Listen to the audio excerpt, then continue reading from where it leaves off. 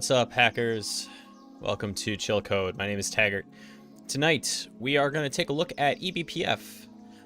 And right off the bat, Skytech Gaming and Evo Encarnacio, thank you so much for the follows.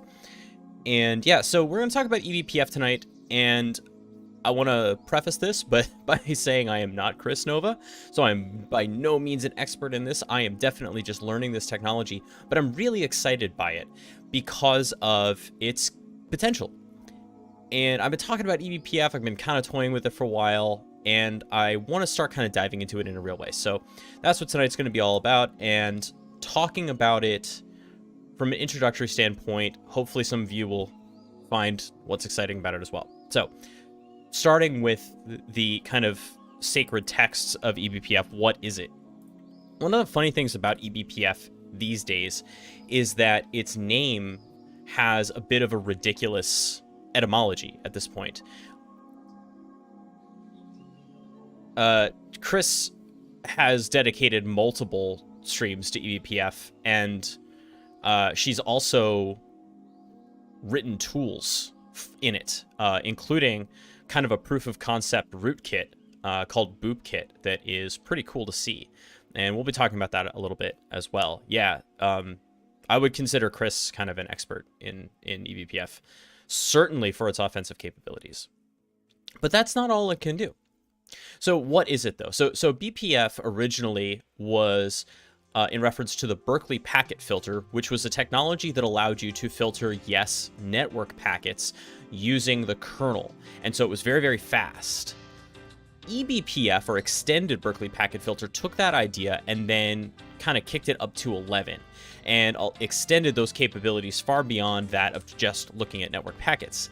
These days, it's even beyond that, and to the point where it is now said that this technology, which began as that packet filter, no longer stands for anything. It's really not about packet filtering. It's certainly not just about packets.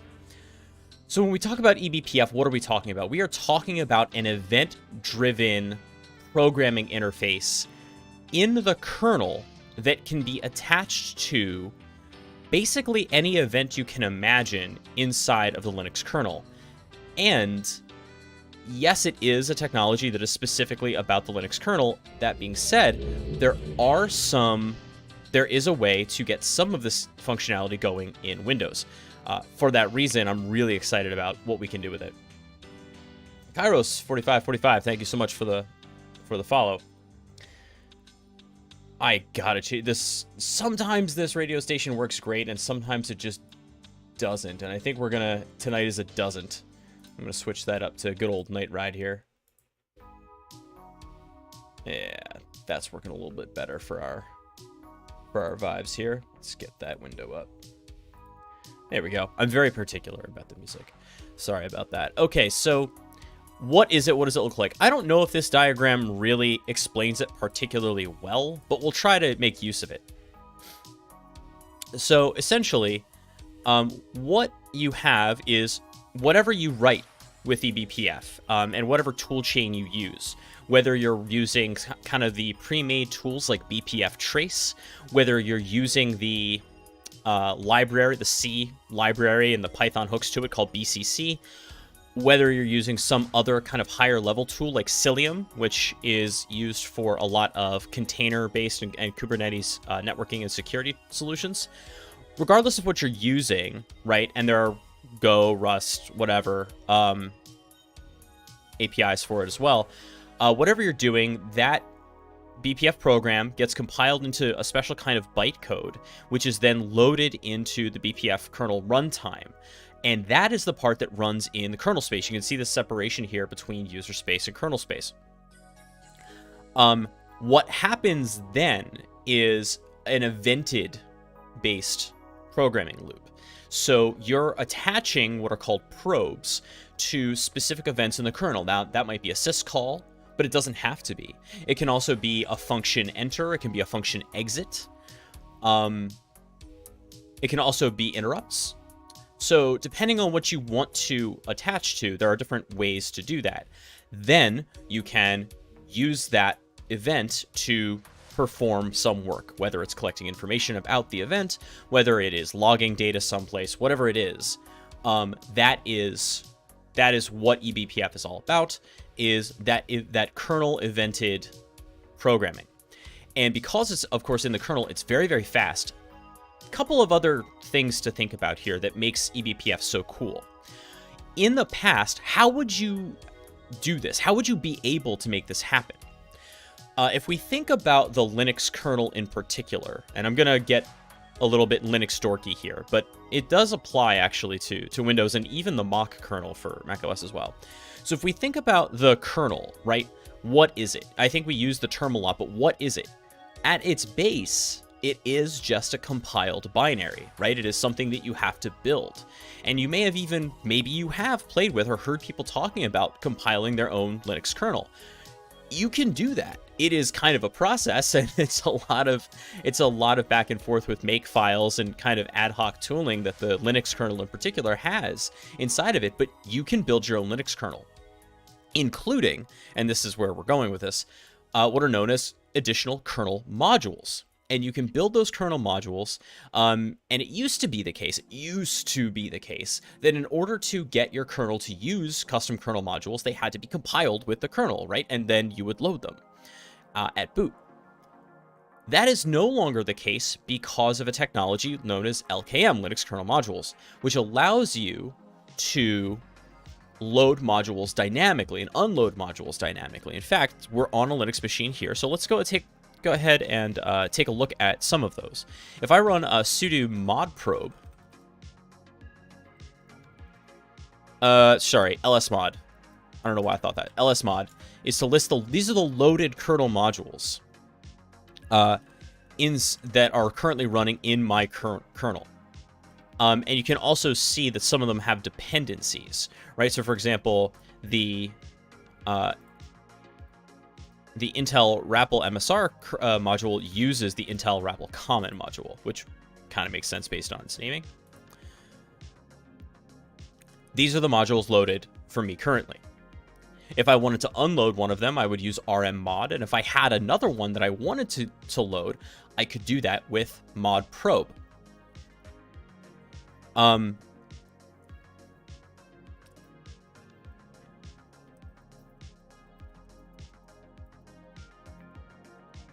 promise we're going to get to eBPF in a second, but it matters, I think, kind of the history here.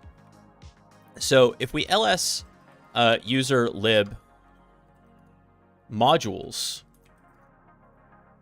you'll see that we have a couple different kernel versions here. Let's go to 5.11.44, which is our newest one.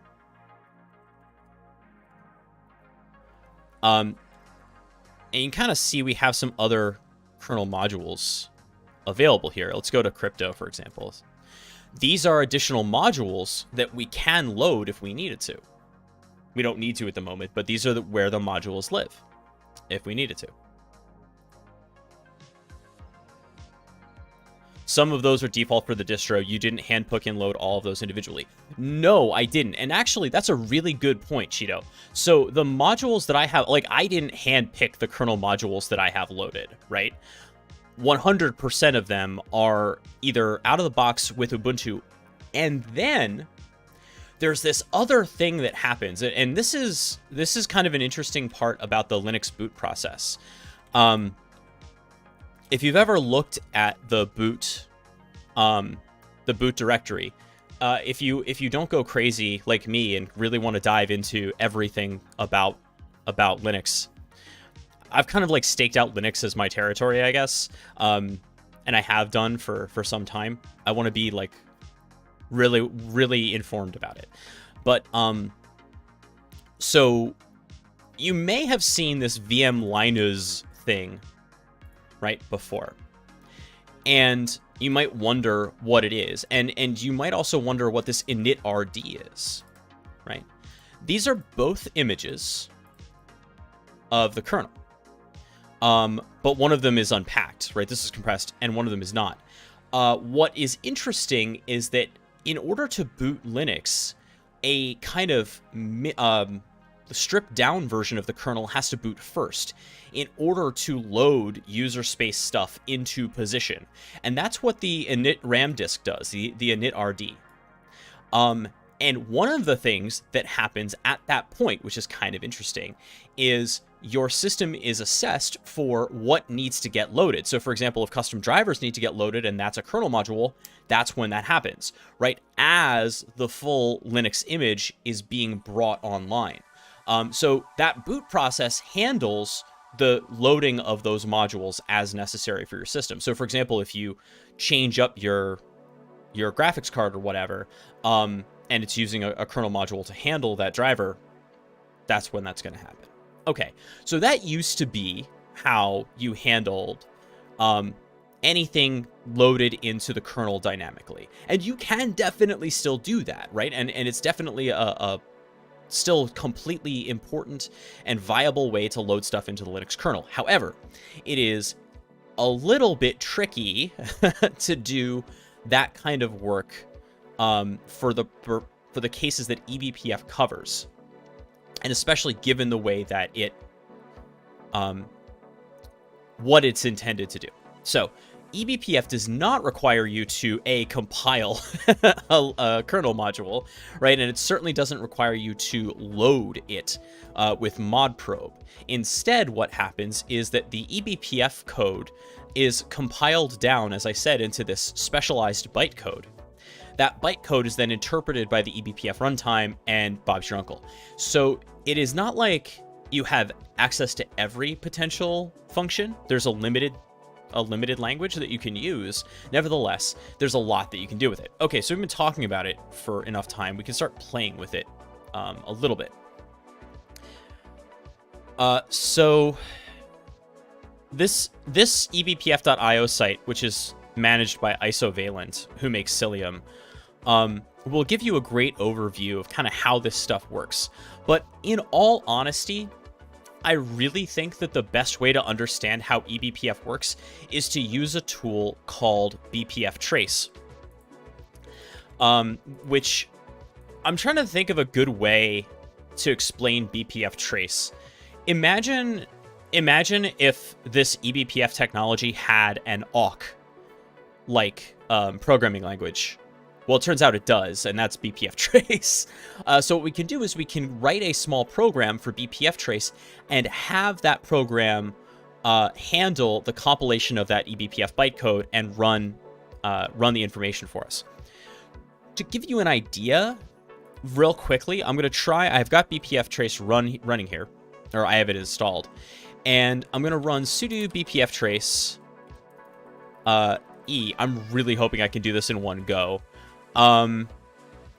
And already I know that I'm not going to be able to do it because I have to list out my probes. So I'm going to do that over here. Sudo BPF Trace L, and I'm going to look for everything, and then I'm just going to grep for exec VE.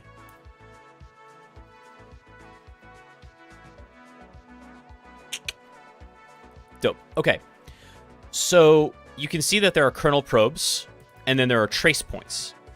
Hey, Vanny, good to see you. And the trace point is what we want to attach to. So this is going to be our trace point. That's what we attach. This is going to be our attachment point. So it's going to look like this.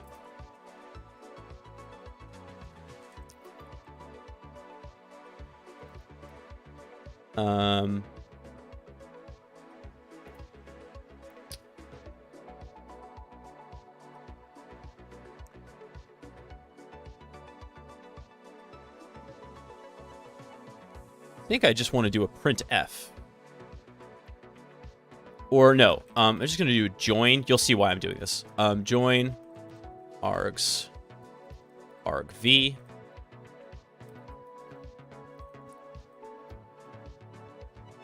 Nice. Okay.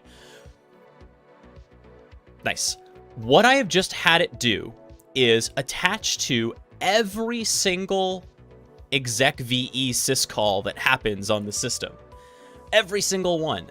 And what it is printing out for me is the combination of, it's taking the argv, the argument vector, and joining it into a single string.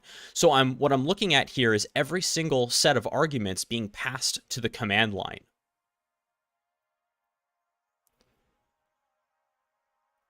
So I've got bash, and then the arguments here, right? Sleep 5, a lot of awk stuff going on. And then Control-C will kill this BPF trace. Hey, Sparwall. Good to see you. Now, that's a lot of information, obviously. So, I may want to dial it down a little bit. I can do that with something called a filter. And in the BPF trace language, the filters go inside of // before your program. And by the way, you can write this in a text file and give it to it that way. This is just kind of for ease of demonstration here. So if I only wanted to see, for example, root exec VEs, I can do that by asking for a filter of UID equals 0. So only things that have a UID of 0. I'll get that. Now that's going to be notice that it's a UID, not effective UID, right? Meaning that stuff that is running with the SUID bit set is not going to get caught by this. But anything that I run explicitly as root will. Watch this. If I become root, all of a sudden stuff starts popping up, right? Who am I shows up.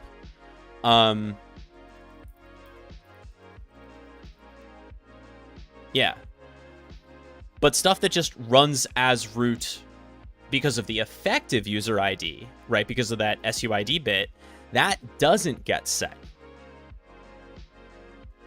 And that distinction is really interesting. I'm wondering if you can start to see why this might be interesting from a defensive standpoint, right? What if I could monitor and look for patterns this way using BPF probes, right?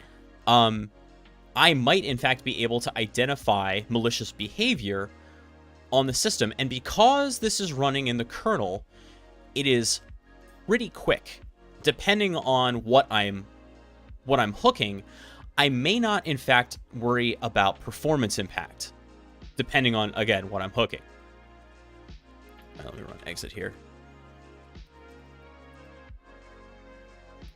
So that's one thing we can do. BPF also has this other concept that I think is really interesting. I'm guessing there are ways to export all this to like sysvar logs to Splunk or whatever. I mean, so that is kind of up to you as the programmer. That's a good question though. It is not like it is really designed as an API. And so are there tools that allow that to be easy? Yes, and we'll talk about that tool set in a second. But then there are also independent solutions. So for example, I don't know why I didn't bring up this GitHub repo, but Sysmon for Linux, if you haven't, heard about this, Sysmon, beloved logging solution for Windows, exists for Linux now. How is this possible? The answer is eBPF, as you can kind of see already from the directory names. Hey, Matt, good to see you. And Cheeto, thank you so much for the sub. 3 months. Appreciate that, friend. So Sysmon kind of makes that a little bit easier, right? Where Microsoft has solved some of this Sturm und Drang for us, right? We have, rather than have to kind of create our own logging solution, if we're good with what Sysmon shows us, we can use this, and we're taking advantage of eBPF power without losing our minds trying to come up with a new tool. I think that's pretty neat, and I definitely want to dive more into Sysmon for Linux. And then after that point, of course, you're able to, because as far as I know,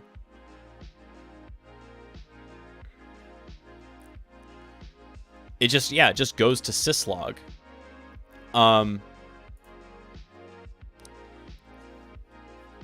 And the end, right? You can collect that however you want.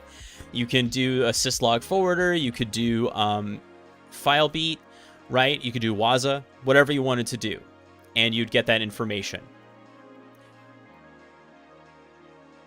The other thing I wanted to talk about briefly, just in terms of eBPF capabilities, because it's cool, are maps. This is really, I think, super neat.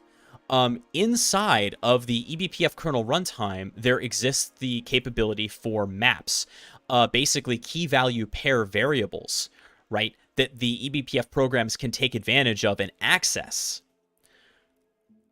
What's more, each map named is global, so that you can share state across eBPF programs. And that is kind of an important idea, because with eBPF programs, you can write them to hook into each other. So they're composable in this really interesting way. Right, so I could have one eBPF program feed into another, and then keep that going however I need it to. I think that's really interesting. Obviously, I need to be running as root. Well, technically what I need is...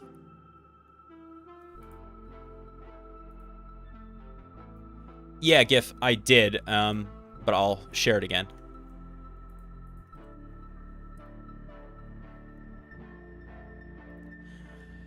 Yeah, what you technically need is cat BPF, but cat BPF is kind of a lot.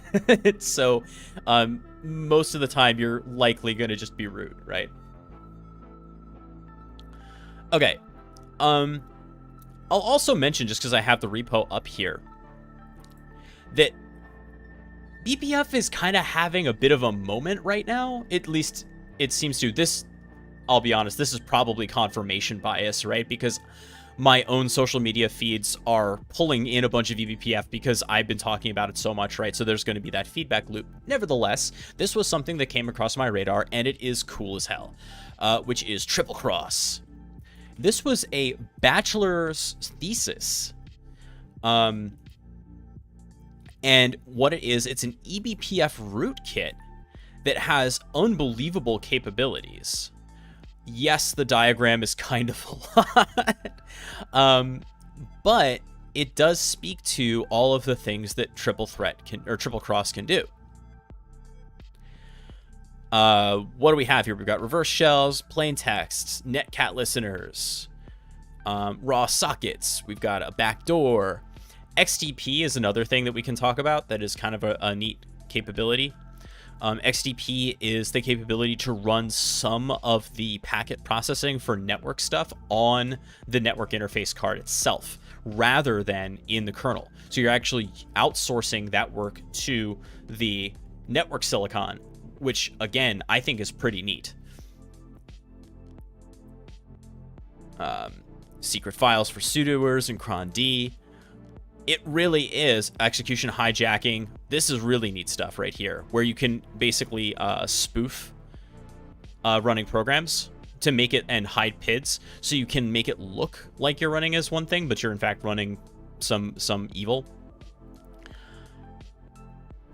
This is not the first eBPF rootkit. It won't be the last.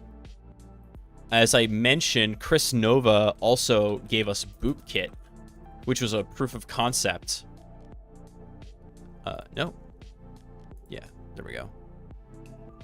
So Chris gave us Bootkit, which is a similar sort of situation. It's a rootkit in backdoor.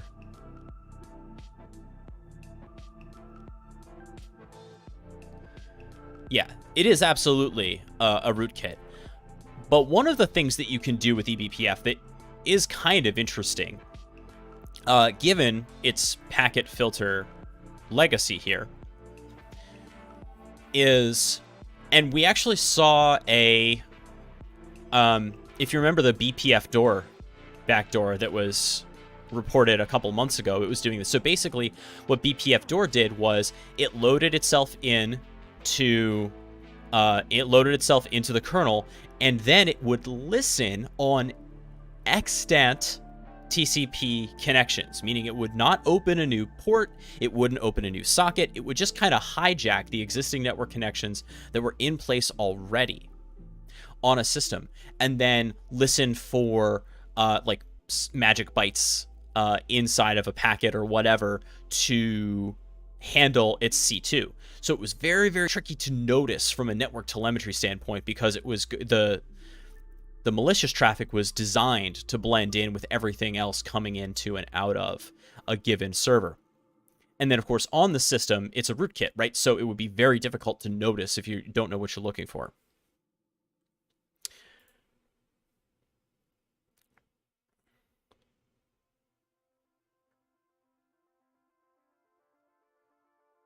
And you can kind of see how BoopKit works here, where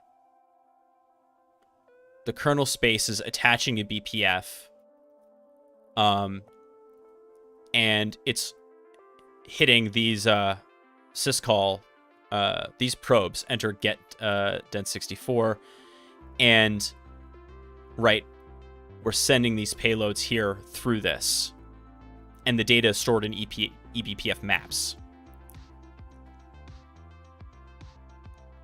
So pretty rad. I don't plan on running BoopKit tonight, just because, in all honesty, we're not there yet. It would be cool if you could collab with Chris. I want to be super clear, where Chris Nova is so far beyond me in every way, shape, and form. Capability, talent, followers, like, we are not the same, and I understand that. So that would be cool, but like, I am not at her level, and I am fine with that, right? I'm on my own kind of learning curve, but I'm also interested in eBPF from a defensive standpoint. I want to see what you can do. Like, can you write a defensive program? Could you essentially write an EDR for Linux that doesn't suck? That's my question. And I know that there's a product called Sandfly that does some of this. They call it agentless Linux security. I'm not sure how they do this, but the guy behind Sandfly always comments on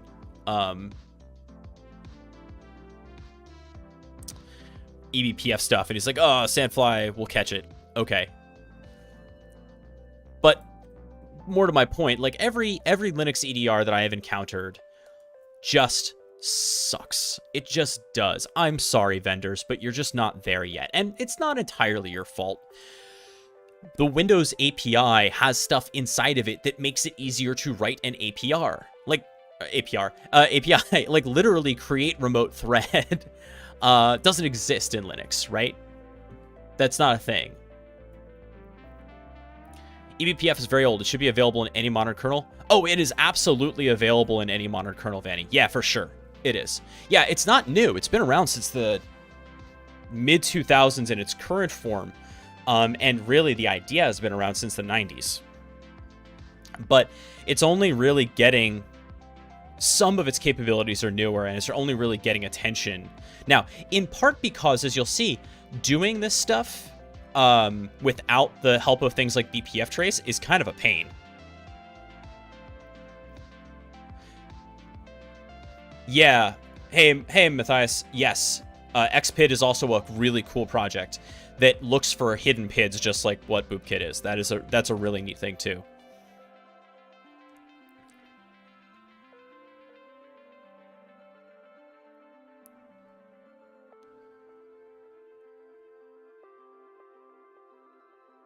I'm looking for the actual BPF program here.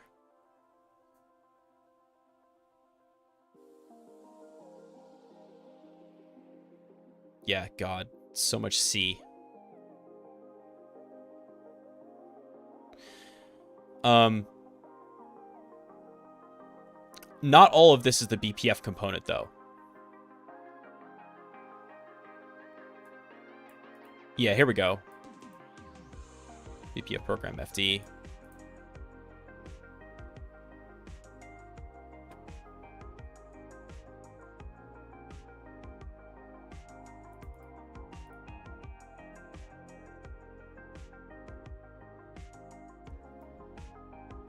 config.probeSafePath. Yeah. Okay.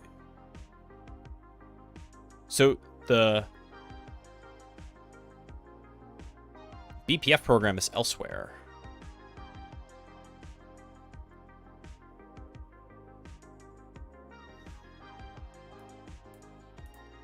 I think it's in here. And maybe in the boopkit.h. So the important parts, though, like, we can do other ways. So before we go writing raw C, which I really don't want to do, like, ever in my life, we have, as I said, a few other tools at our disposal. And if you're interested in this stuff, let me tell you the path that I've taken to even where I am with BPF. So first thing is Brendan Gregg literally wrote the book on it.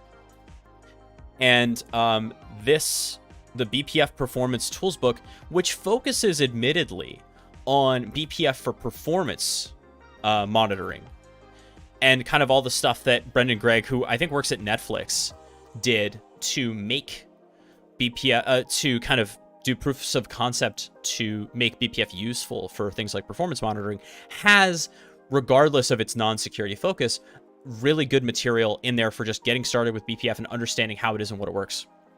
Control Byte. Yes, absolutely. That was going to be the next person I was going to mention. Liz Rice from Isovalent.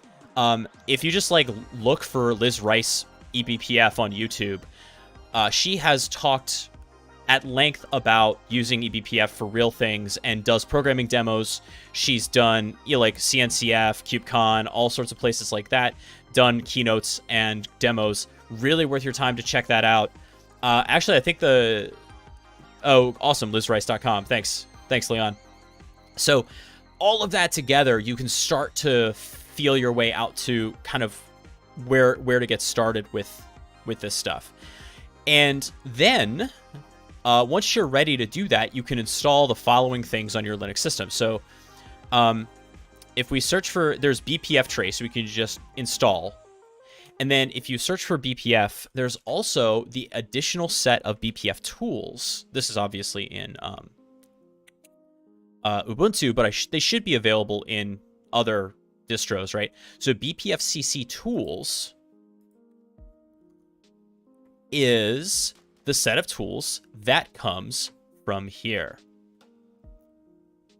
BCC is, as I mentioned, the toolkit that allows you to efficiently write BPF programs, get them compiled down.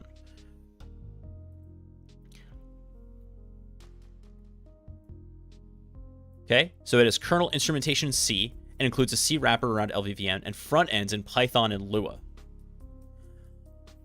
But because I know that you're worried about it, don't worry. There is a BCC for Rust, which I have every intention of using. Although it is getting a little long in the tooth at this point. I'm a little worried. Let's see if this... yeah.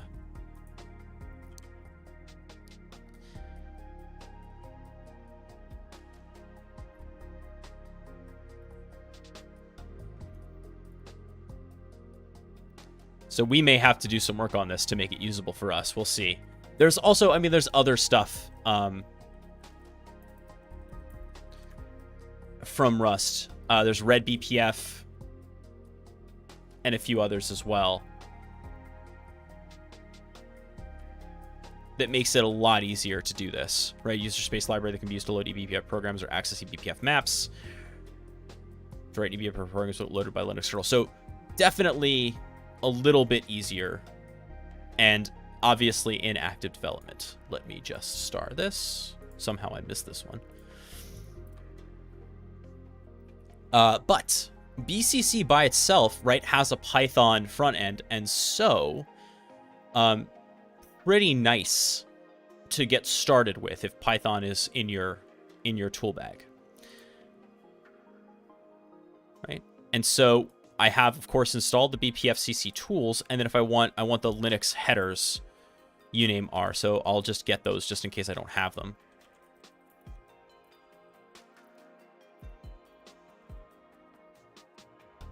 And fish doesn't need the $sign for that, so I'll just take that out.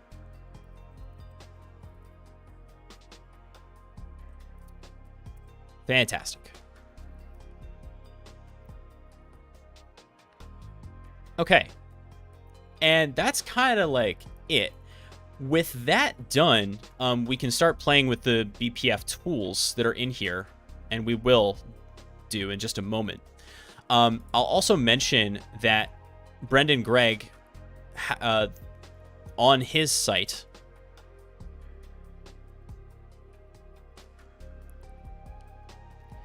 has these great tutorials that walk through how to get started with these. Right, like Open Snoop.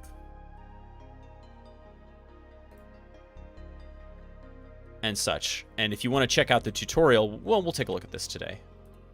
The BCC tutorial.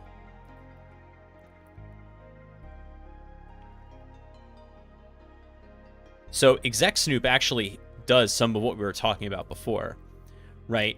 Where, well, let's take a look at what exec snoop does.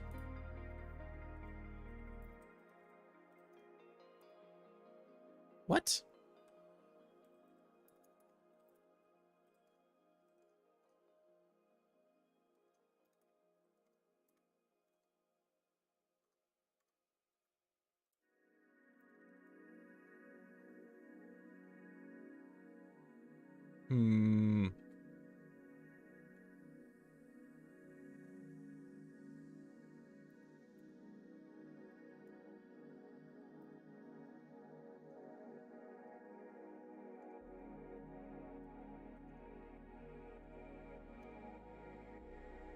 Oh, it's exec snoop -bpfcc. Right.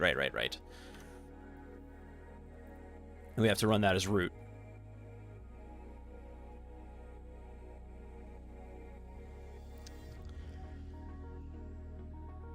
So what are we seeing here? We're seeing the program command, or the process command, the ID, the parent ID, the return value, and the arguments. So it's actually a nice breakdown of everything that we wanted before, with a much cleaner tabular format.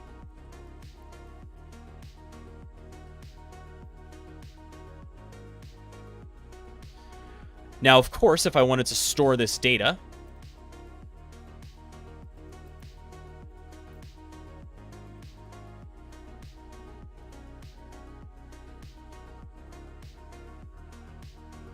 I can tee that up to exec-snoop.log.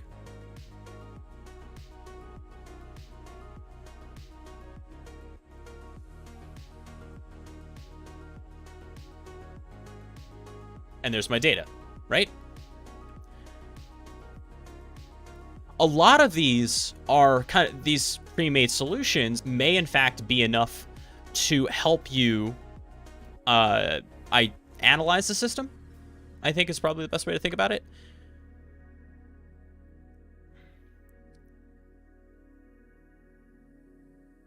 TCP Connect is a good one too.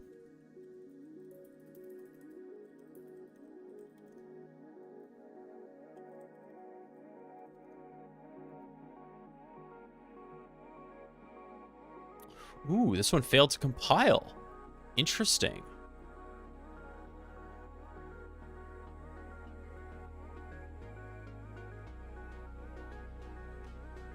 Why is that true?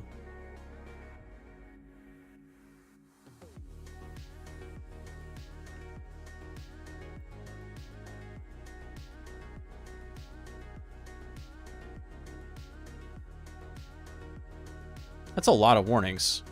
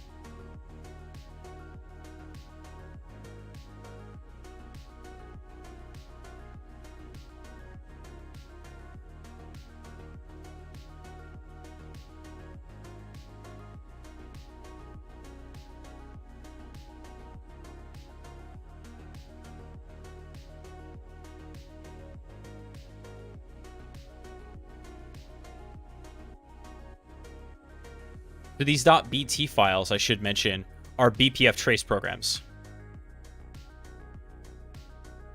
In fact, you can see here that there's user bin env BPF trace, right? So they are just scripts.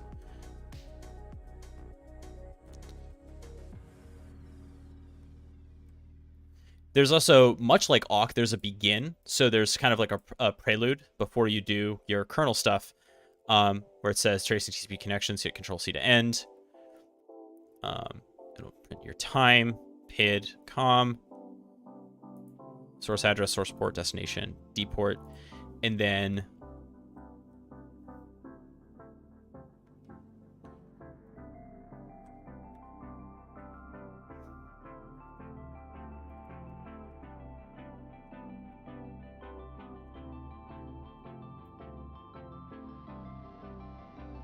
why is this happening?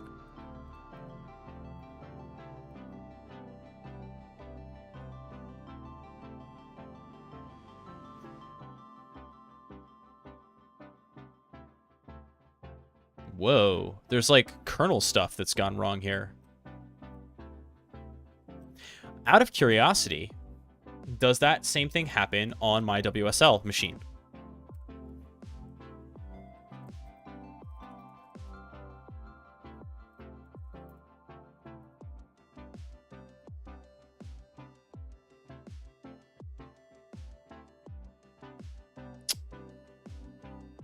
Interesting.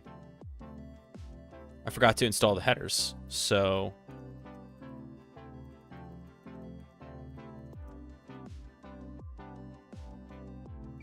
let me try that.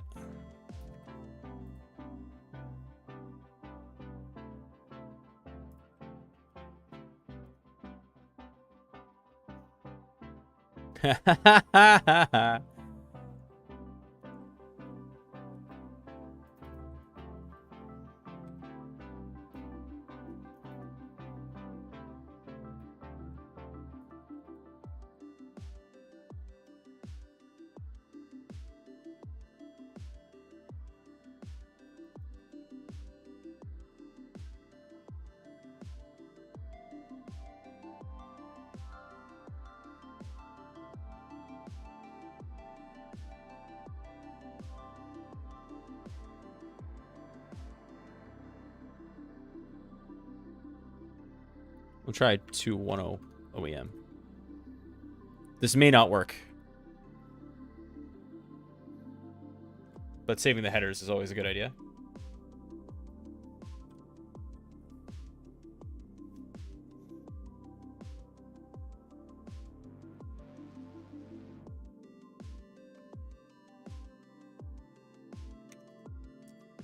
Yeah.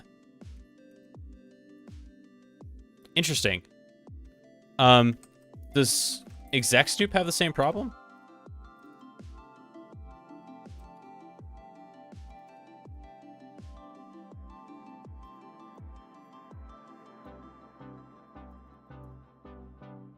Yeah, it does. That's really interesting. I had not run into that before.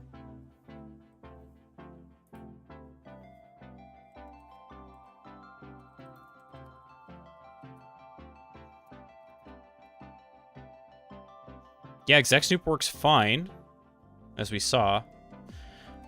TCP connect does not. Let's try one of the others. Let's try biosnoop.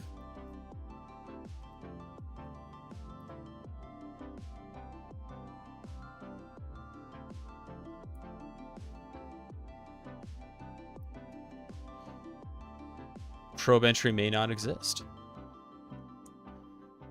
Have built-in bswap. I wonder if it's because I'm running in a VM that doesn't have the stuff that I would normally expect it to have. Although it shouldn't matter. What is have built-in bswap 16? I have no idea. Let's find out.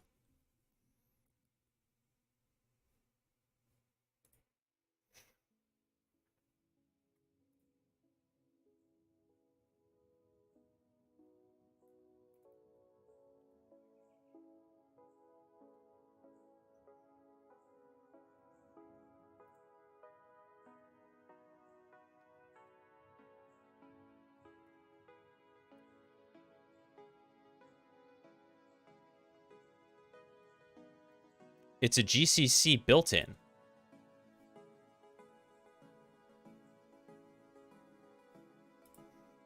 That's really interesting.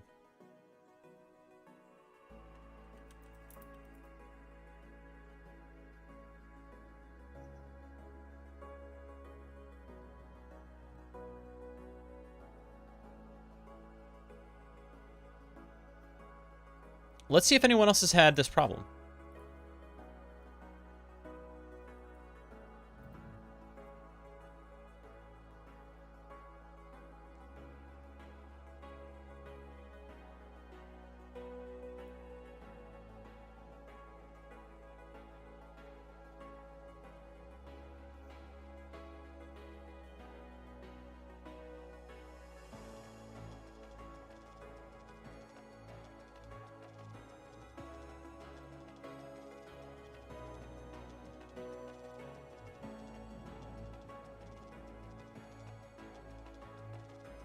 Theoretically, this was fixed. Let's try installing BCC stuff from the source. See if we do any better. Or there are releases, right?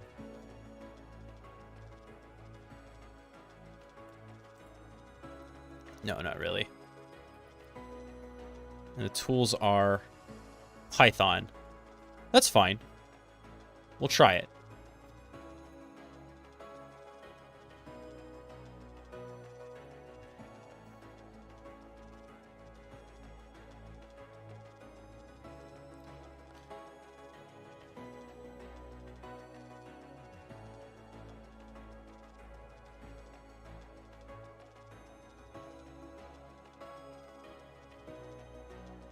Let's go to BCC. Actually,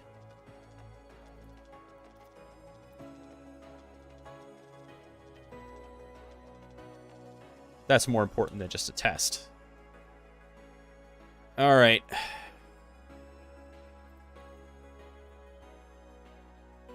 Yeah, we're going to build it.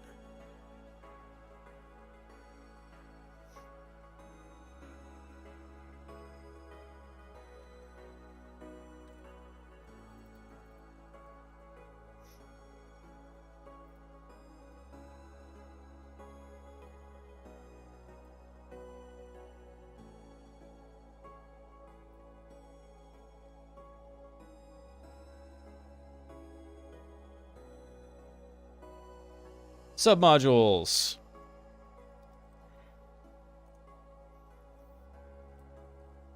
Just to see if it works.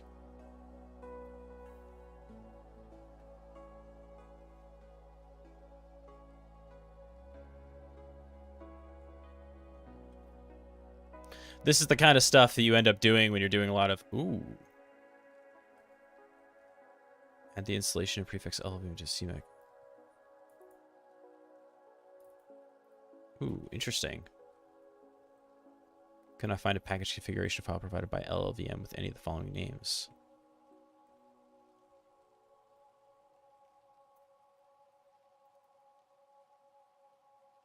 Interesting.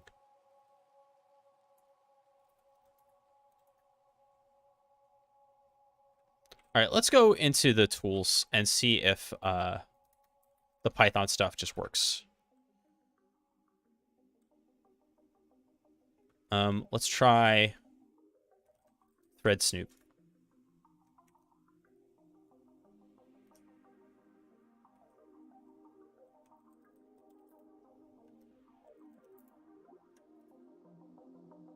Yep, that works.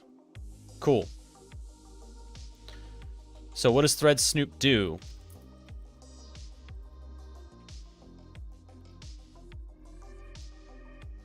List new thread creation. And finally, what we're looking at here is a BPF program.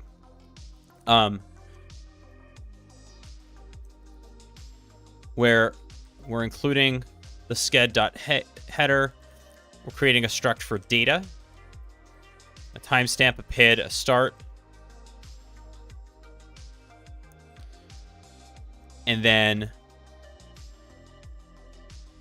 BPF perf output events, and void do entry. Struct Struct data t, data equals empty struct, data.timestamp is BPFktime get nanoseconds. So we're building this struct. Again, I'm not a C programmer, so I'm sort of just reading this, trying to figure out what we're doing here. And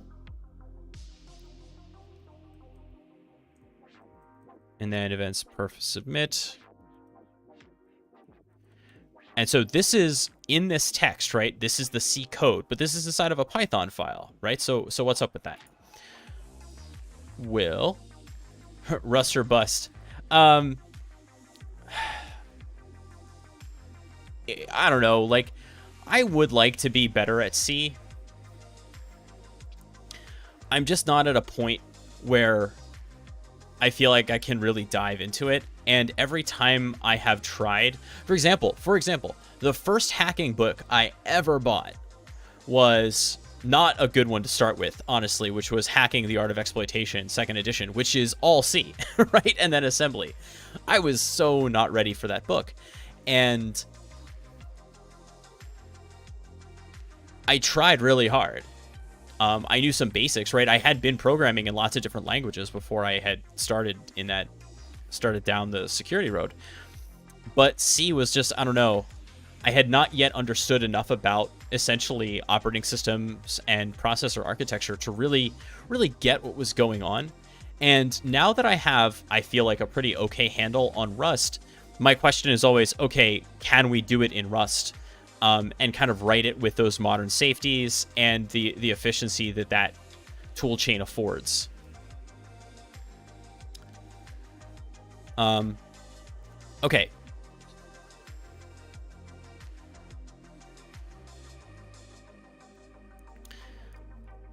Sorry, dealing with Go is kind of similar to C, I guess.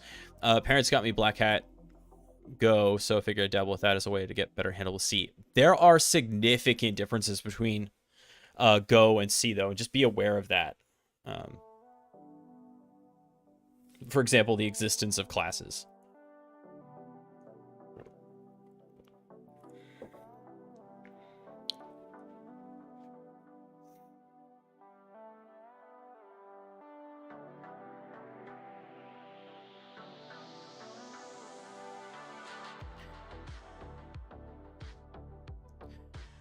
All right, so this is a Python file.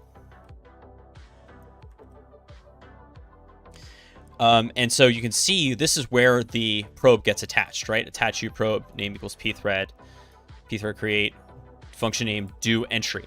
And this is the function do entry. So it's pulling that in.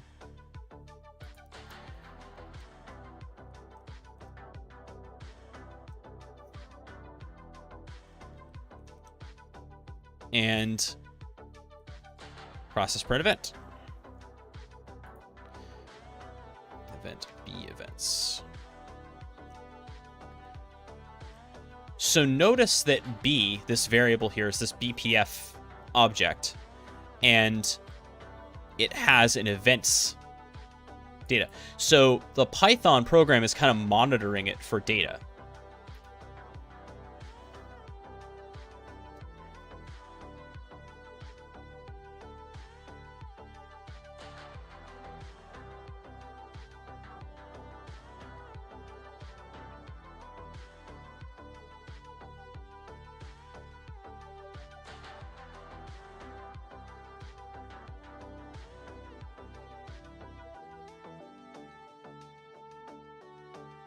That's kind of it.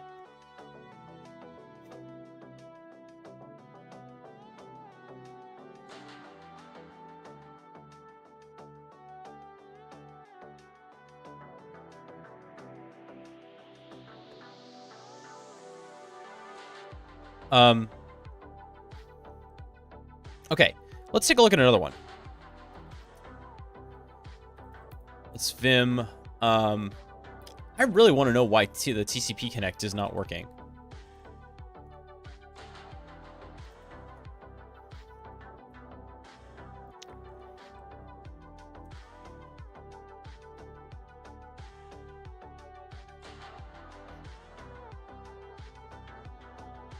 This one's a little bit richer. It has a proper arg parser inside of it.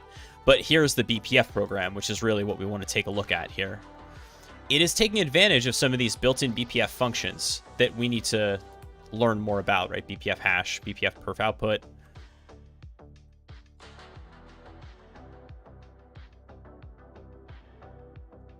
Creating a structure for IP6 data and IP4 data.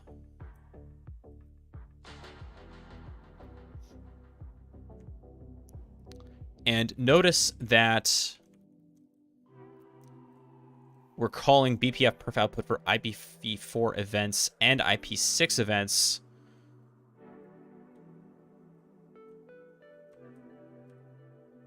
Which are defined where?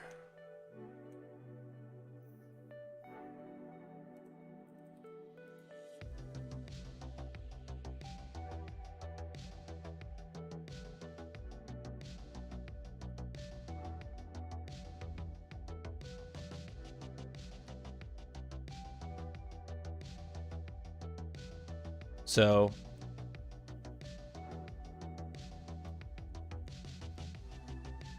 I see.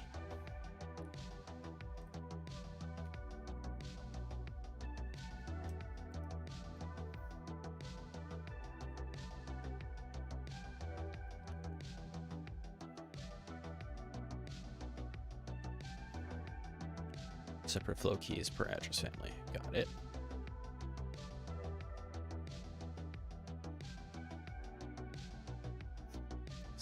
Trace connector term.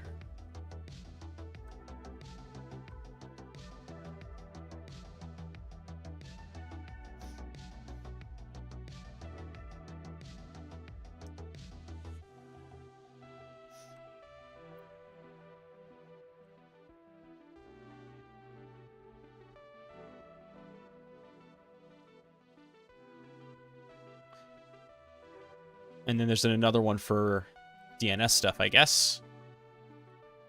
So this one's fairly complex, which would explain... Yeah, we're at 400 lines plus here.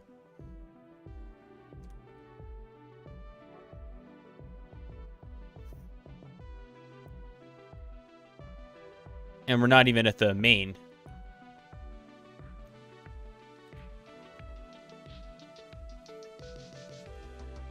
Right, here we go. So we're attaching a K probe to TCP v4 connect, so any connections on IPv4, right? And what are we doing? We're doing the trace connect entry.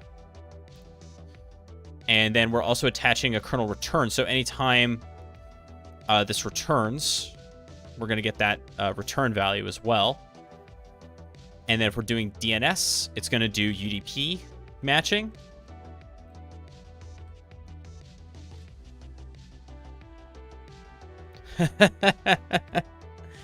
Enough points for a song. Your discretion, Vanny. I'm doing okay. I do want to see if this thing runs.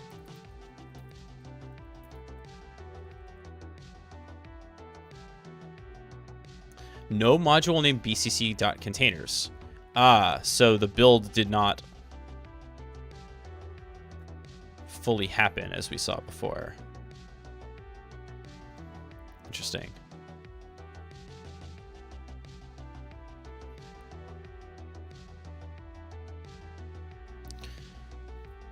And so, like, if we go through these tutorials, we tried exec snoop and open snoop. These are file opens. Open snoop should work just straight out of the box.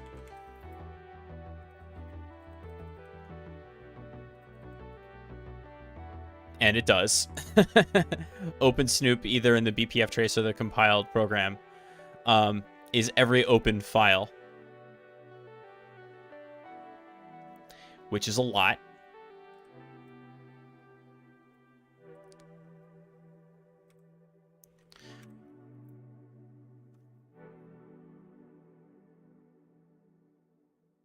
Biolatency is a cool one. Excuse me. Because it's going to show you input-output latency, and it does it, and this is kind of a cool trick of BPF trace. It can produce a histogram. Now, this is a performance tool.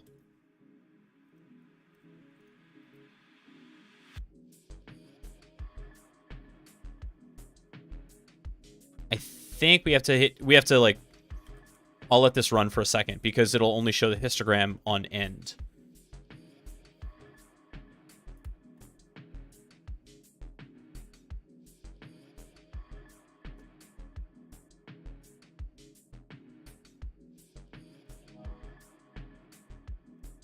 Yep, there we go.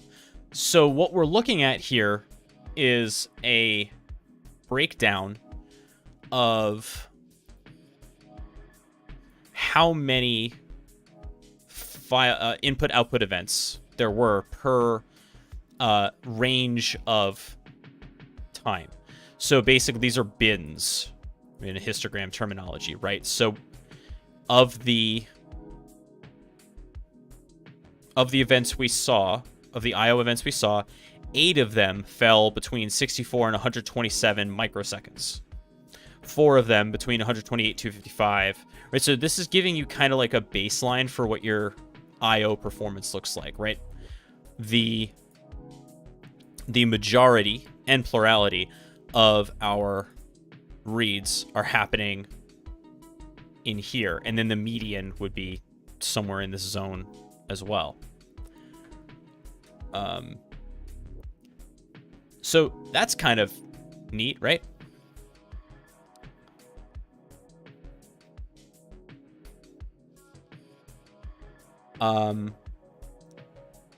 And we can do that as well.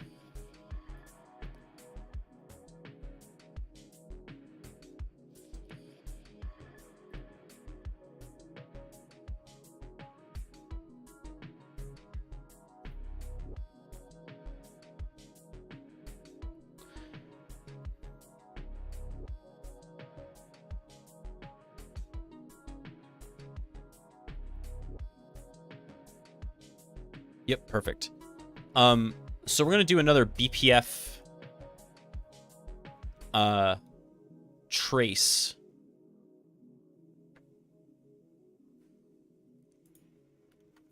Command. Just like we did before. But the question that I want to answer with BPF trace now is, what are the commands? Like, I want a histogram of the commands. So,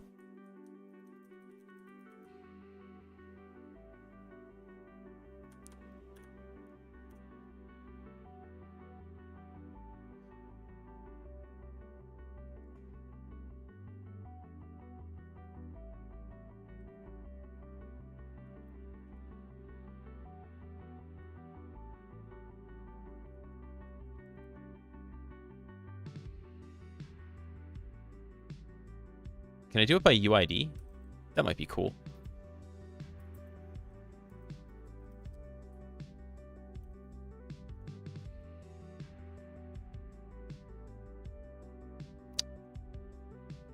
Oh. Nerds. That makes sense.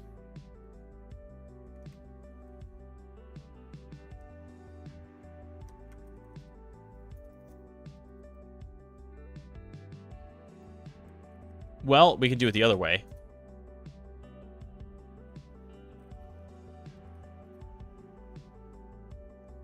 So what this will do is give us a breakdown of commands by user ID.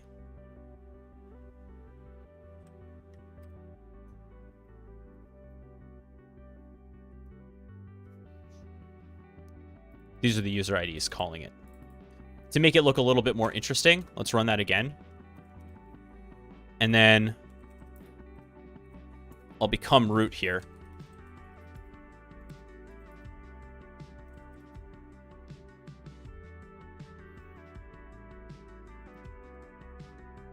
I wonder what that does.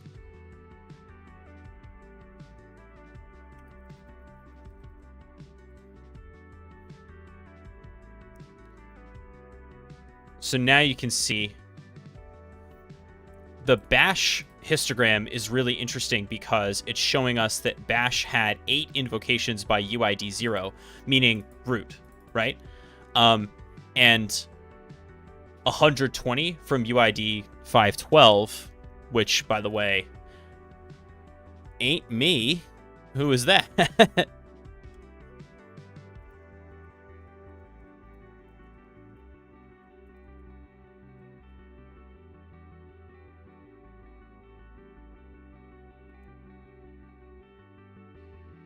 It's a built-in user. Same with apt config, right? 64. Or somewhere in that zone. Oh, you know what? Never mind. My bad. That was me. This is the bar from 5 to... This is just how it's broken down. So 512 to 1,000. It was ID 1,000. That was me. I was like, didn't think we had those UIDs in there. And same deal with apt config, though. That's interesting. Now, we could change up the bin size if we wanted to. Tar running as root 160 times, by the way, in that one apt update.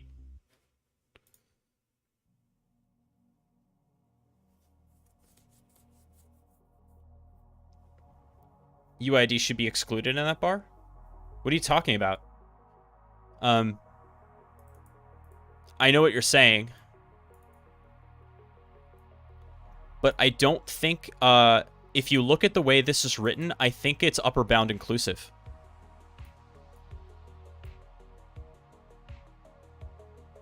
Right? These here are like 0, 1, but then these are... Yeah, exactly. It's a half open interval, so won't that include 1,000?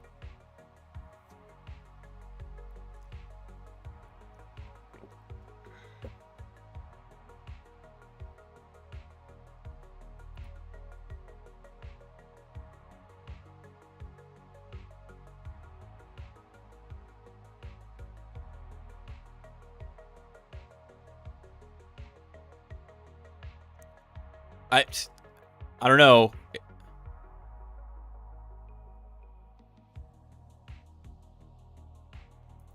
PGZ says upper bound non-inclusive 1,000, 1K is 1,024. Oh, okay. That makes more sense. Thank you.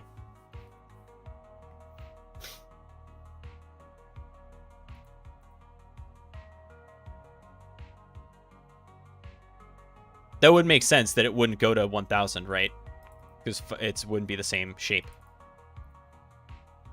Because it's what? It's quadratic.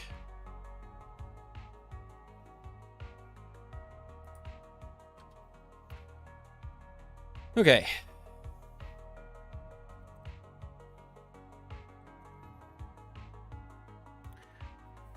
So BPF trace is kind of a nice like entry, I feel like, into starting to use BPF very easily. Without having to go full into writing C. And even if we look at the red BPF stuff, which I will look at here, it's almost certain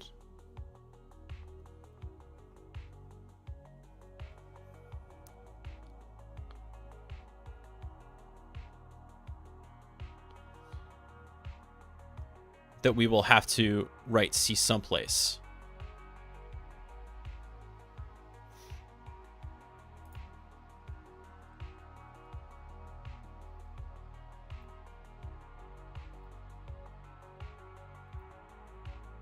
All right, what's up, Red BPF probes?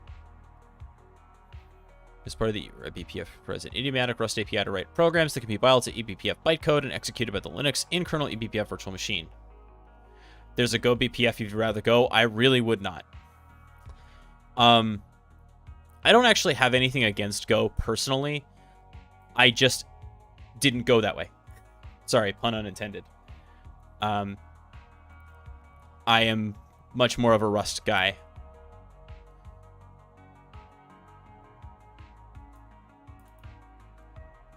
This is what Red BPF probes look like, and Red BPF macros look like in action. So program,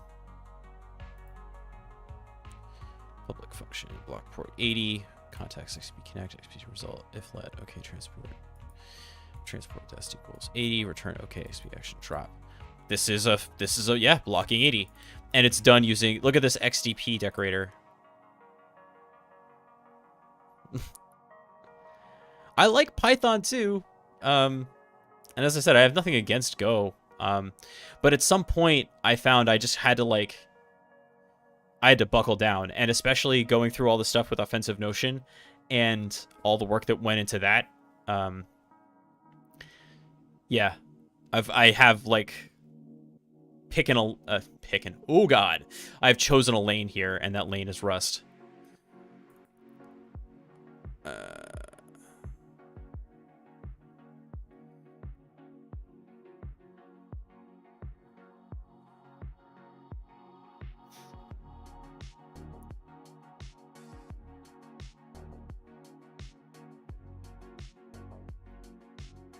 Oh man, do something when exec VE is called. That is cool. Look at that. So this is very interesting, where we have the kprobe decorator here, and it's saying ARM64 sys exec VE, and then enter exec VE, and then you're getting the registers. That's kind of cool.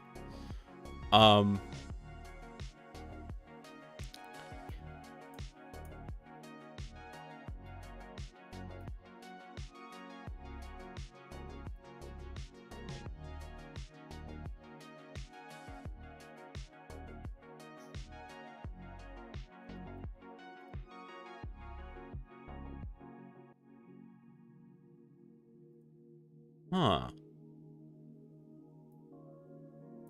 eBPF macros and cargo BPF, a cargo subcommand for creating, building, and debugging eBPF programs.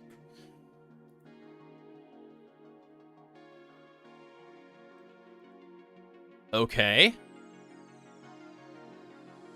Can generate Rust bindings.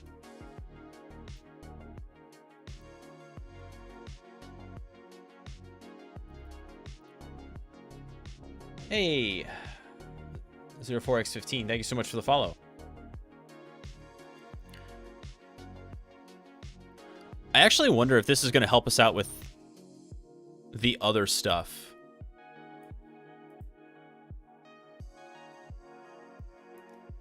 That we had going on. Let me fire this up in Bash.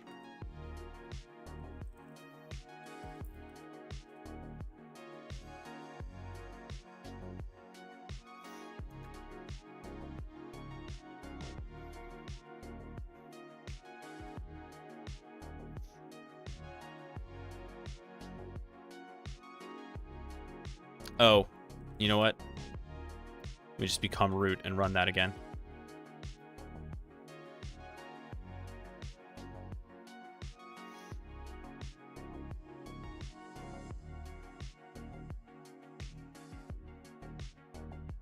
I actually wonder if installing LLVM this way is going to solve the other problem that we had with TCP Connect. I don't know. But it does seem like having it around is helpful for exactly this. Oh, and obviously we didn't have the Linux headers either.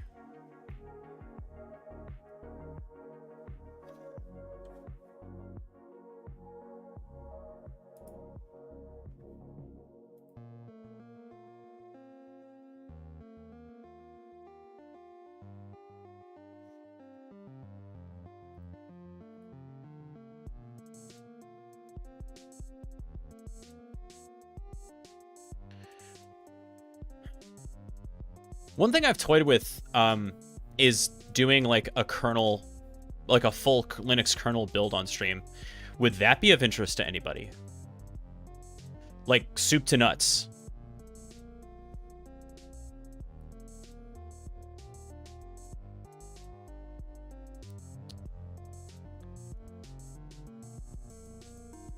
Yeah, Linux from scratch. Building our own kernel, basically. Including, like, maybe doing our own kernel module.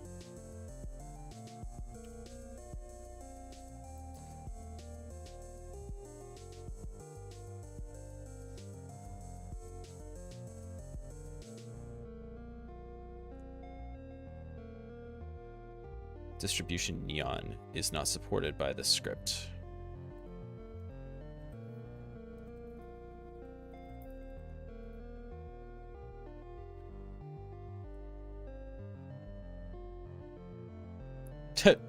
Read the Windows kernel, then rebuild it? Frackery, no. And also, React OS already did it.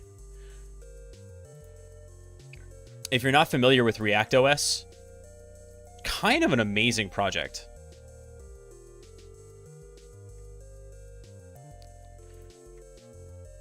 That is something we should play with at some point.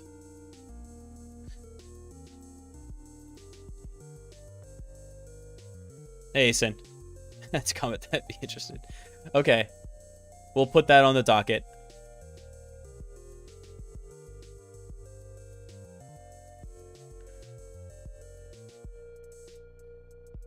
So basically, yeah, over the last couple of months, I've been reading a lot. And I've been reading like a Linux kernel programming book and the eBPF book side by side, figuring correctly that understanding the Linux kernel at a deep level, and especially understanding syscalls, was going to help me a bunch understanding eBPF. And actually, they started to mesh into each other at some point. And so those were actually really good. In the Discord, I'll get the titles of the Brendan Gregg book is already there, but I'll get the title of the Linux kernel book that I've been reading, and I'll put it in the Discord. But yeah, React OS is really neat. It is an open source attempt to rebuild the Windows kernel.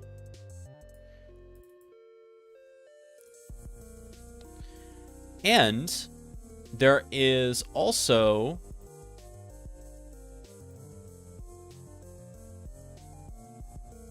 I don't actually know where it is. It's on the wiki. They have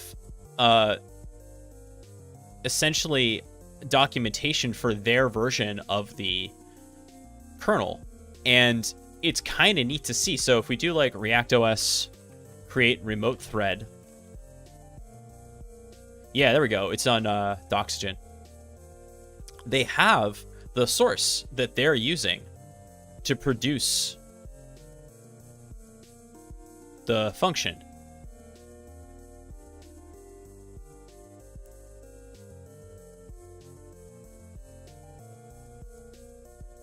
So if you wanted to know exactly how it works, it is kind of cool. And you can compare it against your own debugger if you wanted to do Windows kernel debugging. But I don't know. I thought this was kind of a cool way to look at it. You may in fact discover some security vulnerabilities if you look carefully enough. I don't know for sure. I'll bet you there's a stir copy in here somewhere. Actually, we found one, right?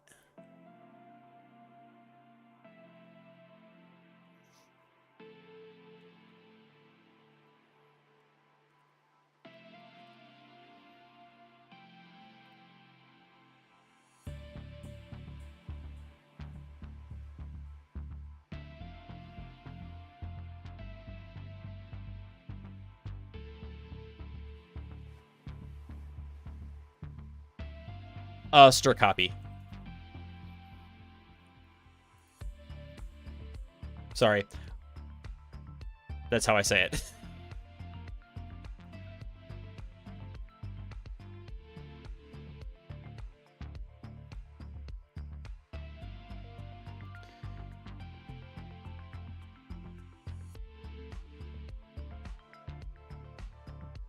Distribution neon.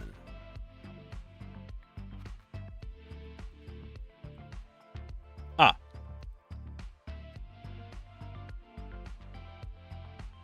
We got to fix this.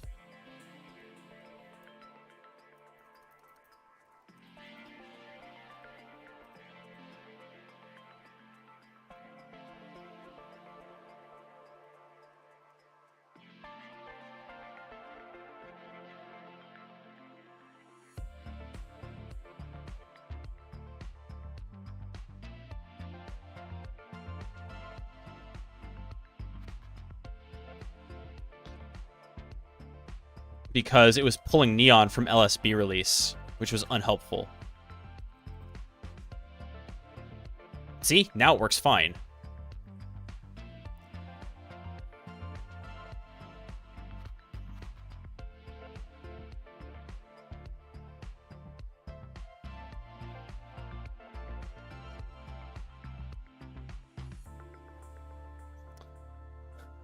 What was that in the service of?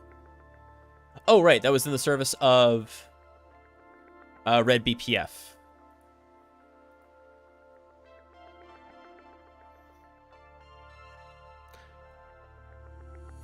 And then we'll do cargo install, cargo BPF. Actually, can I run rust up update while this is working?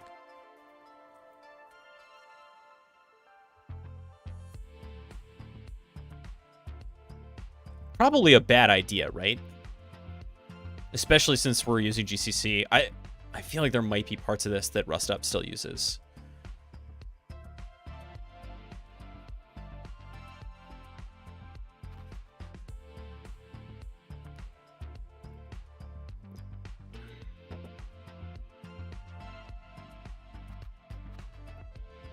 I was thinking about the graybeard thing as I was shaving today.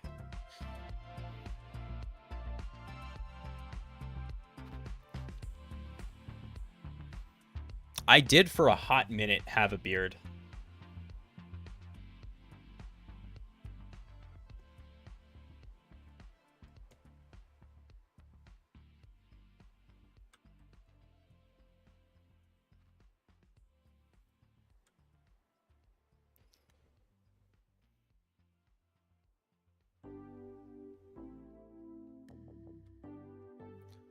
I gotta set up like a Stream Raiders or something.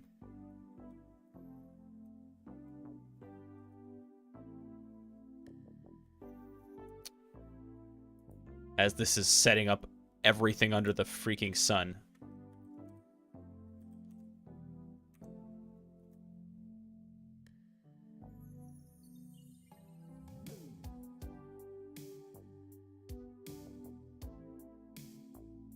Fixed live on stream.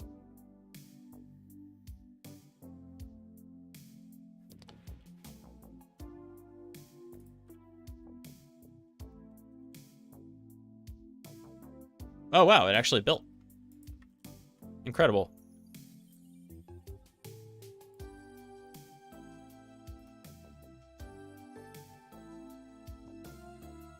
And rust up is coming in too.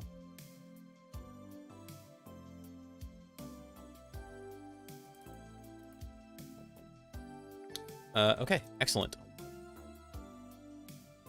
Hey! Yes, Matt. I'm looking at Red BPF.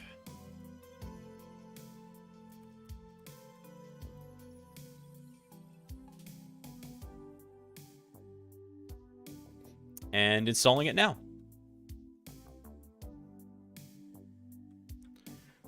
The easiest way to get started is reading a basic tutorial. I often find that the easiest way to get started is reading a basic tutorial. That's like a John Madden sentence.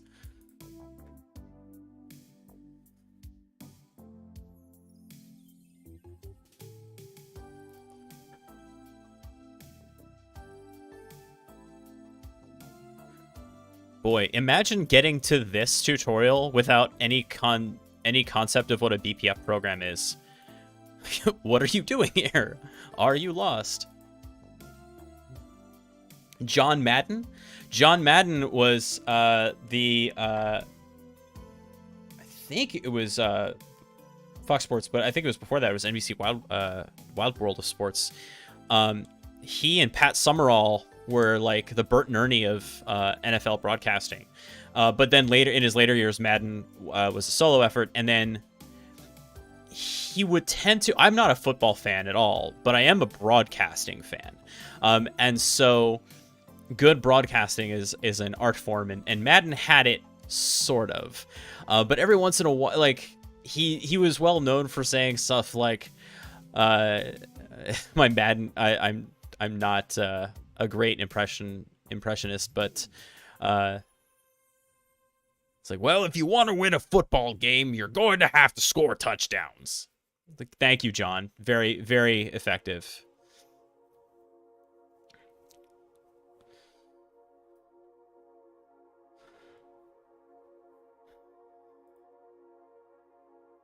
Almost done.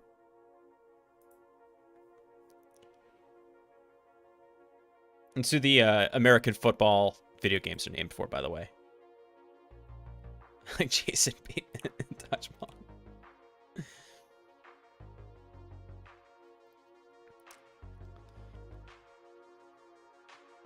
Let's make our first program using Red BPF. I would very much like to. All right, we're doing this part right now.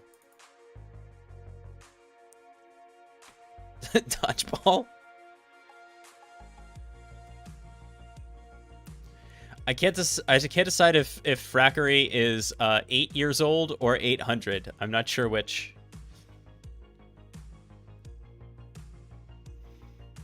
I feel like dodgeball's not just an American thing. I'm pretty sure dodgeball is played outside of these shores.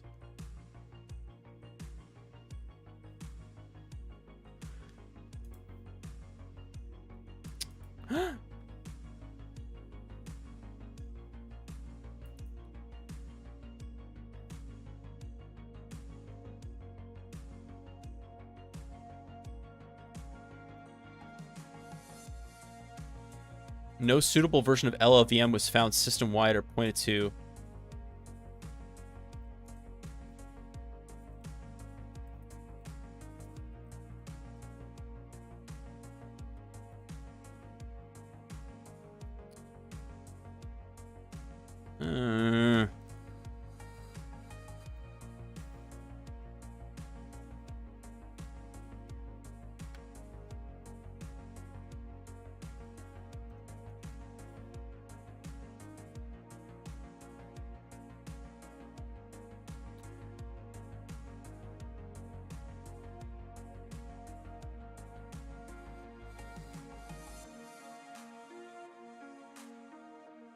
Oh, hold on a second. You're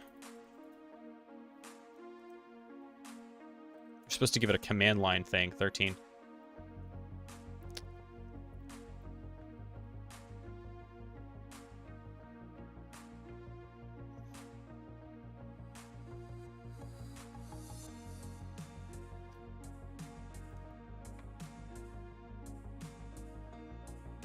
So we have to do this all again?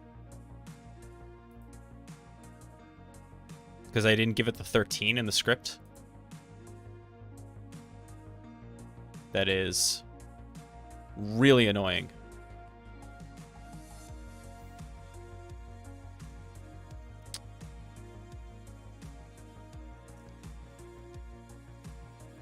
Oh.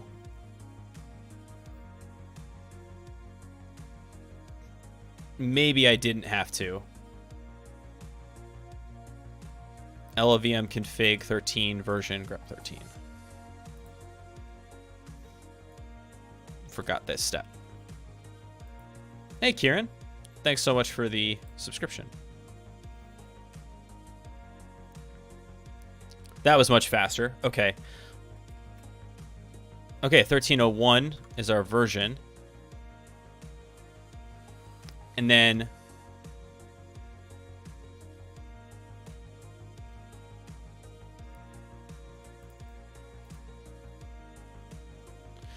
you can use your LLVM by specifying the custom installation path. No. I don't want to do that.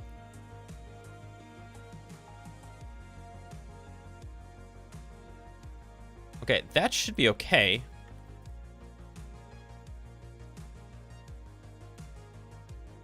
Yeah, where has the time gone?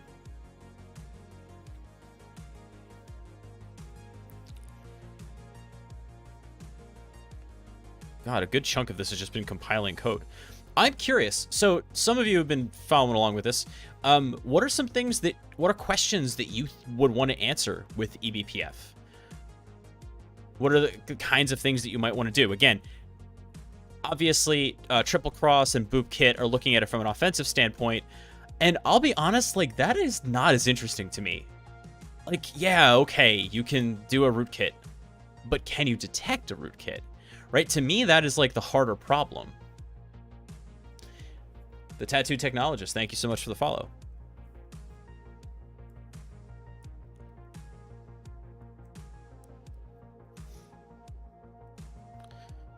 Well, while we're here, I wonder if installing LLVM that way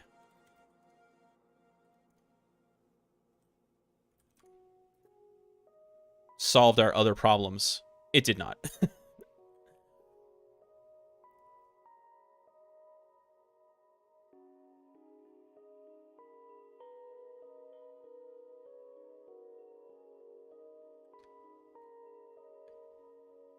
Can one create signatures? Dang it. We're still not seeing... No suitable version of LLVM was found system-wide or pointed to by LLVM sys 120 prefix.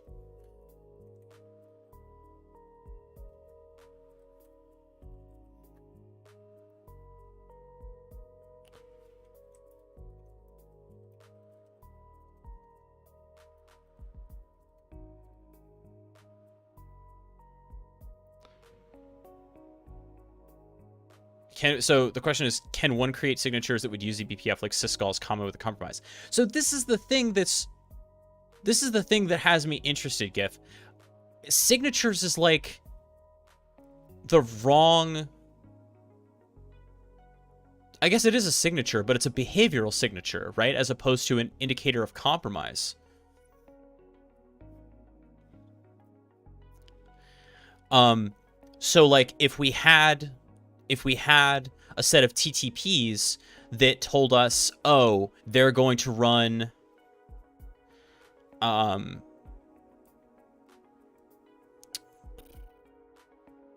there you go. So, like if they're on a hypervisor and they run like QEMU or KVM commands, that would mess with the disks, the virtual disks of a virtual environment, those are the things that we know that they're going to do. So those are obvious, like system calls or exec-ve call. It would be actually system calls, right?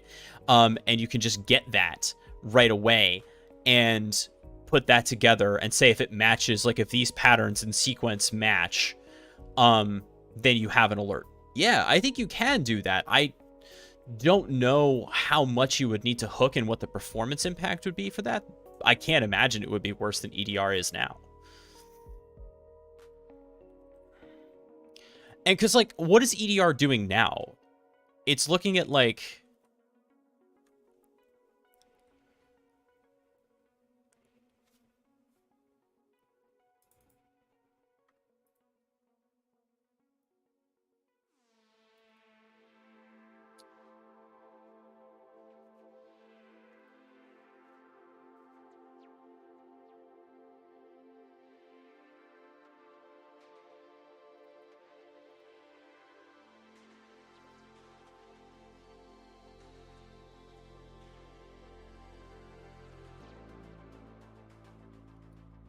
Oh, I see the problem.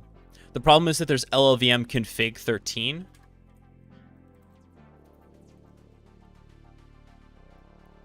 But LLVM sys is looking for LLVM config.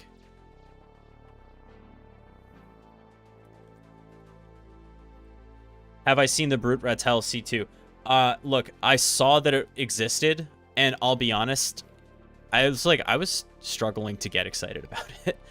I was like, okay, it's not Cobalt Strike. It's another C2. I've written a C2. They're C2s. Like, they do what they do. They'll evade detections until they don't. There's a funny thing with cyber news, right? Because keep in mind that I think you have to get to a point that you understand that just because it's a headline on Bleeping Computer doesn't mean it's important or scary. It just means that that's the content for today.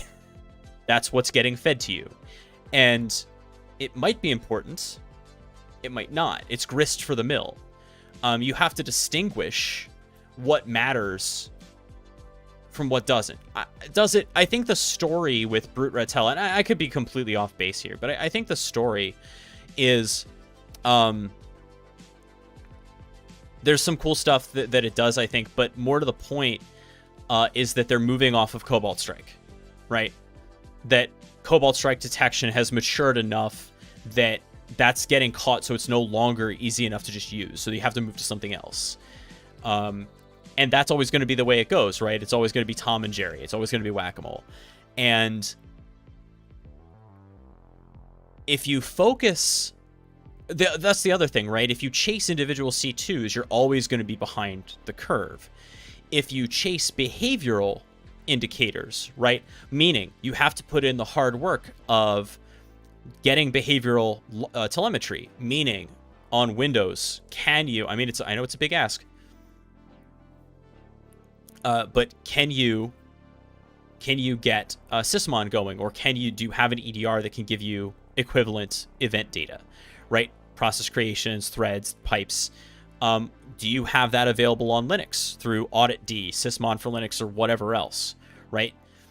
Do you have those sorts of detections so that when something new comes up, you're able to implement things like Sigma rules that, or whatever your proprietary equivalent is, that allow you to build those detections at the behavioral level, rather than at the here's the latest hash for brute ratel, because those are going to change instantaneously, right?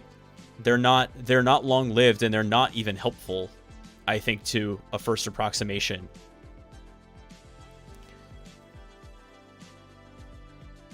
All right, so I think the problem we're having here is that LLVM sys, which is what's failing in the cargo compile, is that it's looking for LLVM config. Problem is we don't have LLVM config. We have LLVM config 13, right? So what we're going to have to do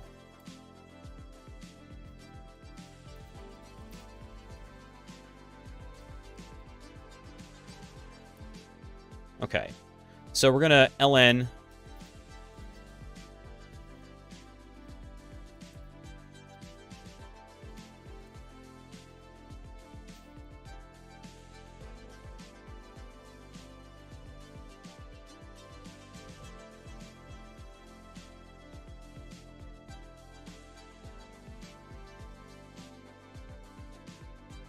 every time.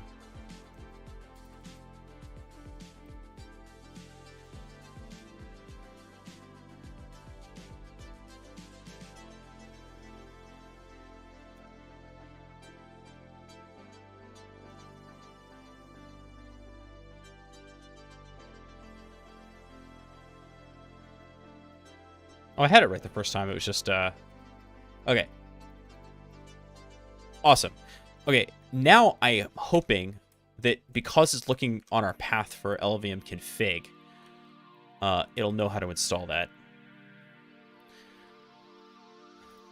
All right, since we're talking about indicators, we have to bring up David Bianco's Pyramid of Pain.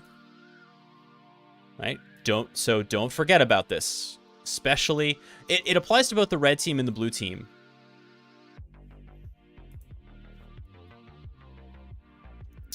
But, by the way, small thing, but one of my most important Chrome extensions is the View Image Chrome extension that maintains this button here. So that you can just, from Google Images, you can just click to whatever the image file is. Huge win.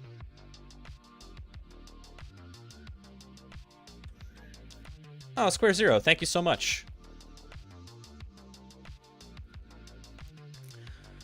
Right, so Bianco's Pyramid of Pain, which he came up with like over a decade ago now, I think, talks about the relative complexity and by corollary value of different kinds of indicators of attack or compromise.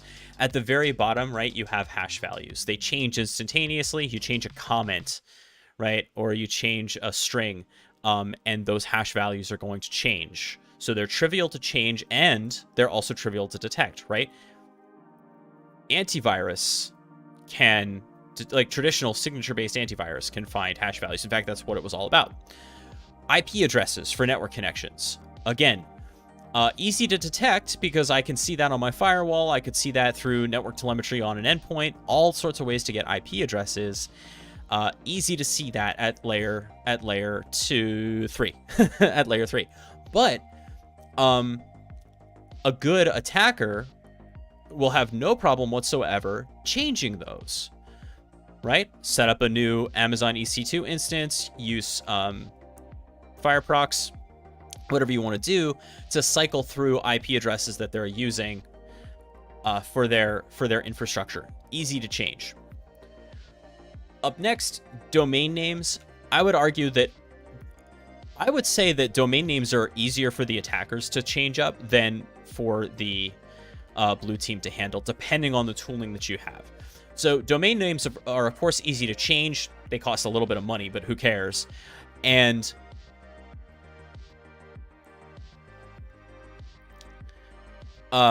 detecting them requires DNS logs, which are gigantic, right? Think about how many DNS queries happen in a given network on a given day. That can be a little bit tricky, but if you are automating the block list from your indicators, then you at least have something going on there. But depending on how your DNS is set up, that could be easier or harder.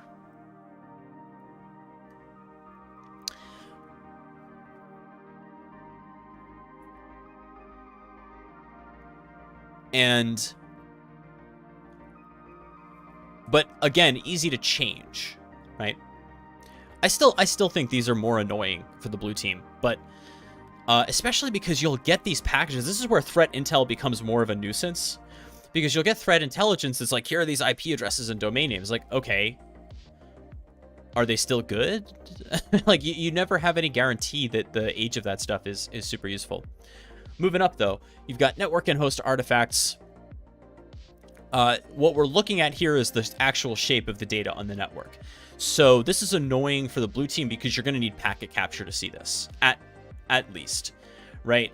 Or net flow, but really you're talking about packet capture here, because what am I seeing? So like if I'm using Cobalt Strike or anything else that has malleable C2, can I dive into the HTTP requests and actually see what's going on? Speaking of that, it's going to be even more annoying if it's properly TLS encrypted, because if I don't have TLS decryption going on, or an HTTP proxy of any sort in my environment, I'm not going to be able to look at that HTTP data to determine whether it is malicious, assuming they're using HTTP in the first place. So this is really annoying and also expensive for detection, right? Packet capture in a large environment ain't cheap. From storage to deploying the sensors, that's a real investment. But it's also annoying for the red team because, or the bad guys, right? Because you're talking about changing up. I would say these are related, because to change what your network host artifacts look like beyond malleable C2, you may have to change your tooling.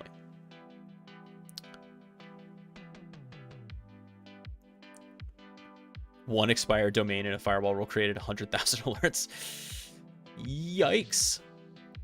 But yeah, changing up tooling is challenging, as we're seeing, right? As the bad guys move from Cobalt Strike to Brute Ratel, and before that, moving from Meterpreter and PowerShell Empire over to Cobalt Strike, it takes a while to change up the standard operating procedures for organizations, and that's definitely true on the other side too. Imagine if you are a blue teamer, or you know how your SOC works. Imagine moving from Splunk to Azure Sentinel as your SIEM. It would be a big lift, right? You'd have to retrain everybody. You'd have to change your logging ingestion mechanisms. That's a big deal. So changing up the tooling can be really difficult. But also just identifying the bad guys' tooling here is a huge pain. Unless you know specific things about behaviors. And so these are kind of interrelated too. So for example, to identify Cobalt Strike, what am I looking for? Chat, what am I looking for? As a defender, how am I detecting Cobalt Strike?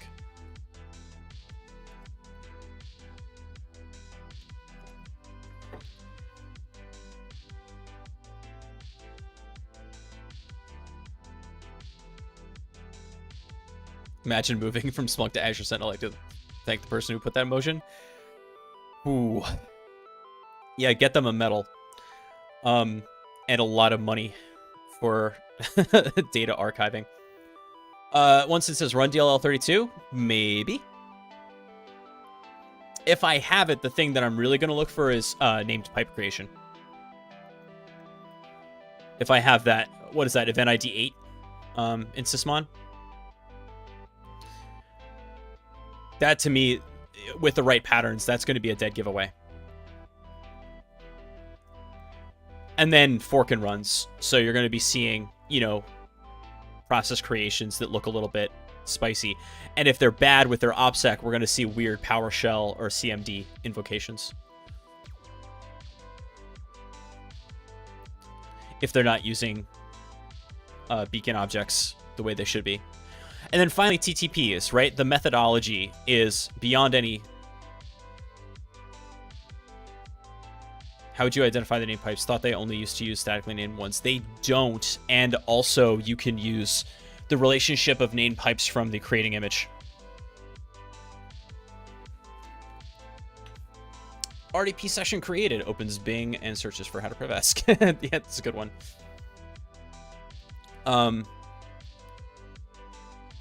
But yeah, the tactics, right? Those are the difficult things to identify because you're talking about methodology, not any technical thing, right? What their enumeration looks like. Do they go after volume shadow copies, things like that? Do they use bits admin? Some of that you can actually detect, right? But again, it needs that higher level of telemetry that you may not get out of the box or even with kind of your entry level security tools.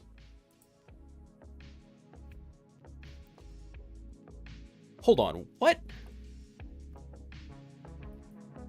It says cannot use LLVM 12 with Rust greater than 1.56. But we're using LLVM 13, are we not?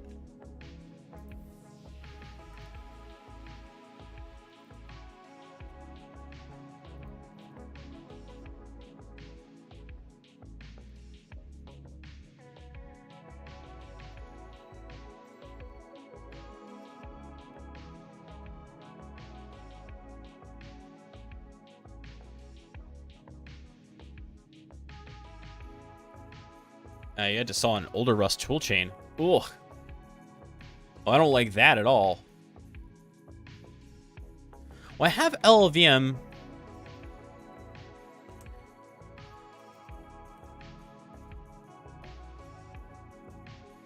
Does it like 14?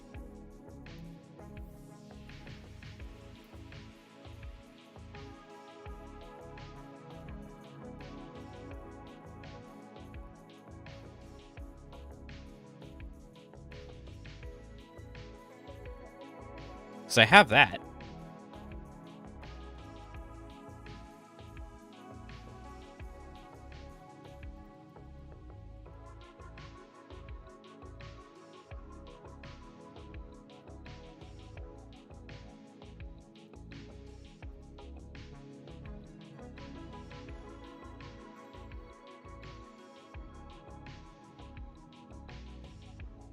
You can do rust up toolchain install 1.59 to install 1.9.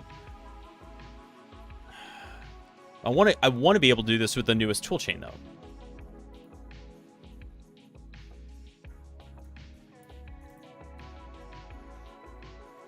LLVM compatibility.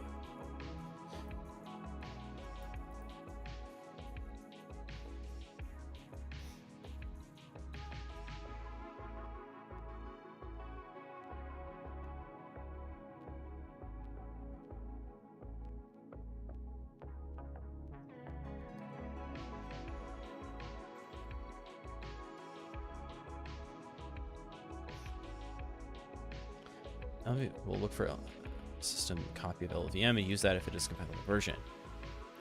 Custom options for finding LLVM on your system can be specified by environment variables. See LLVM compatibility. So let me just see API stability guarantees earlier. This creative forces that the LLVM release and use match the one it was made for. The create version is constructed by treating LLVM version as a real number and multiplying by 10. What? Ignoring any fractional part. Thus, LLVM sys version 37 is compatible with LLVM 3.7.x.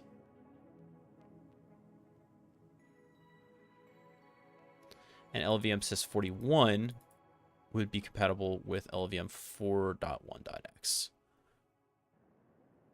Oh, yeah, and look at that. We're at 140. So LLVM 14 should work? Maybe?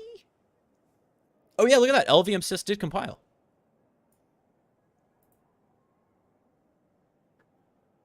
God damn it. Why does it think that we're... Why does it think that we're using LLVM 12? We are not. It's in cargo BPF. LVM.rs. This is fun.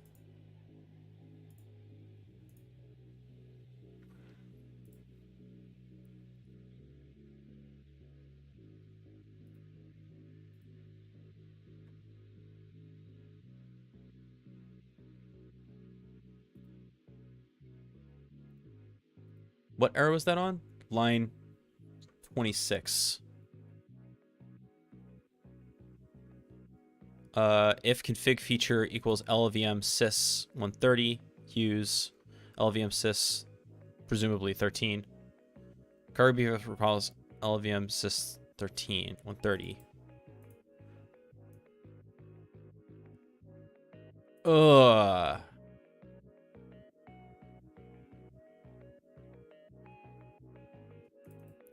Specify features LVM 13.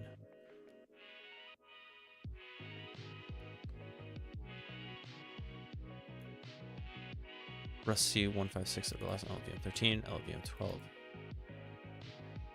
Oh, here we go. This actually tells us what's up. The version of LVM that Rusty depends on should be equal to or less than the version of system LVM the cargo BPF is linked to. For example, this combination is invalid. Rust C 1.56 that relies on LVM 13, LVM 12. This combination, Rust C 155, depending on LVM 12.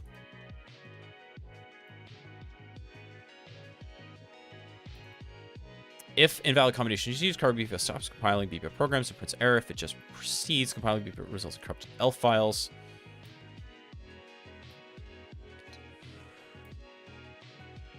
Huh.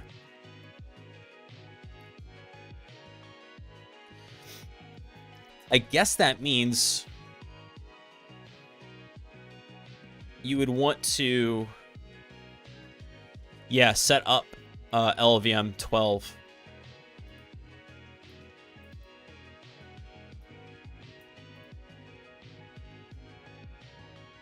Or what? No, cannot use LVM 12.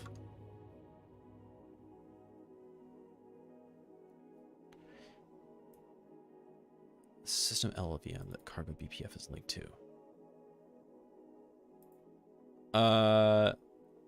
Rust C. Oh, so this has to do with the version of Rust LVM that Rust C is using right now.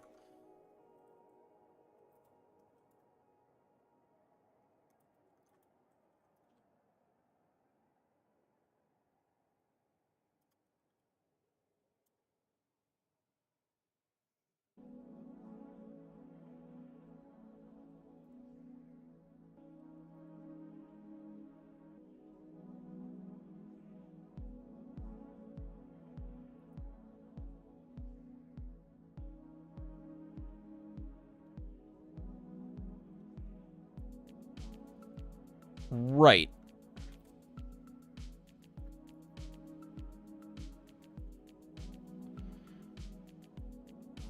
But that, so Matt, if that's true, if Rusty is using LLVM 14 and I've set this to use LLVM 14,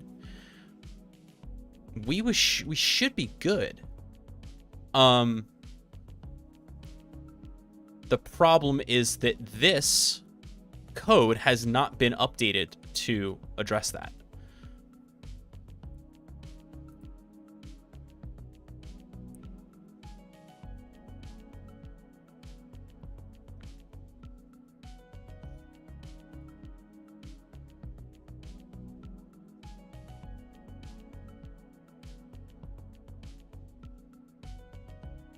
Yikes.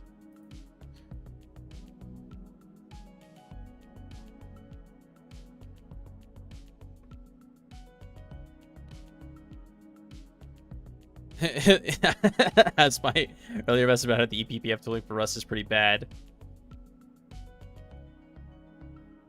I've never gone that far into it.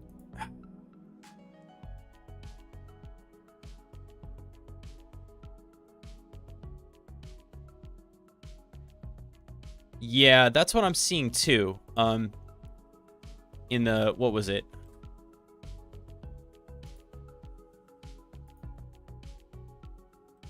Where were we just now? Yeah, it was in cargo BPF source LVM. So this right here, if config feature equals LVM sys 13,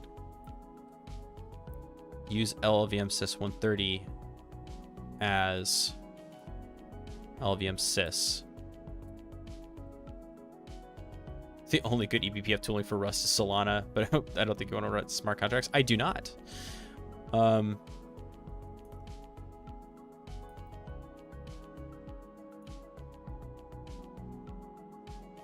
Can I hold on a second? I can install with features, right?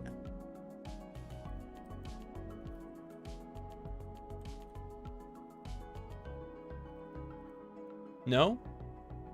Yeah. Okay.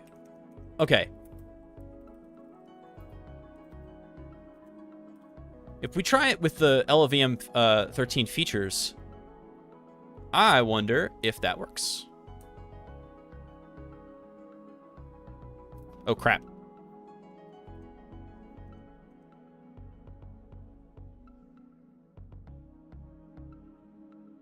Well, we'll see what happens.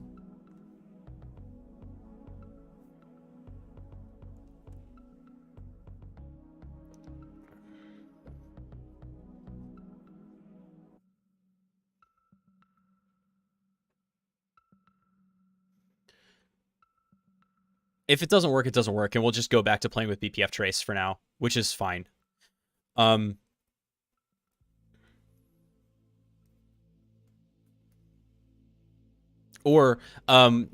what we'll do is yeah, sorry.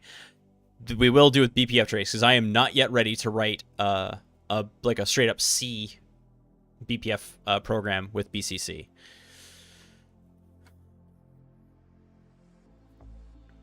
But BPF trace does have some pretty cool things that you can do with it. For example,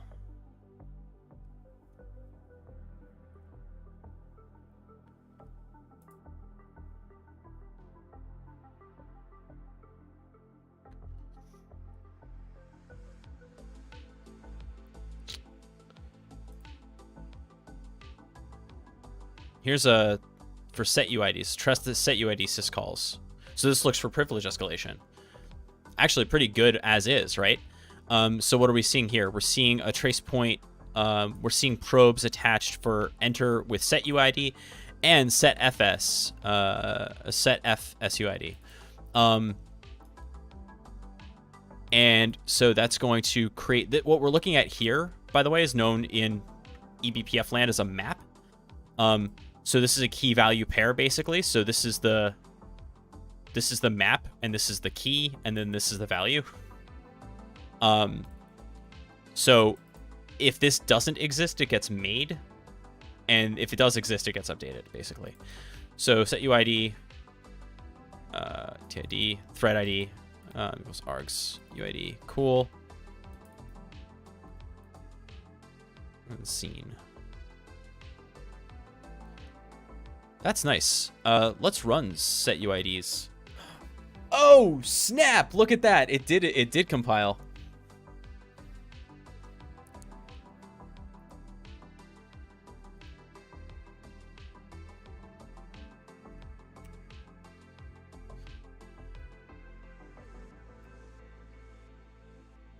So that's how we do that.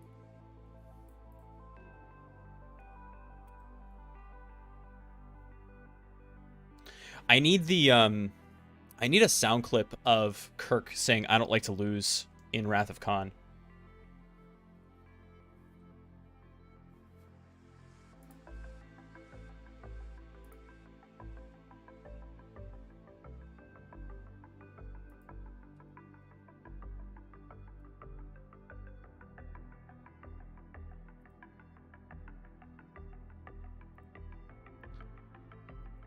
There's an issue open saying it does not work with LLVM 14.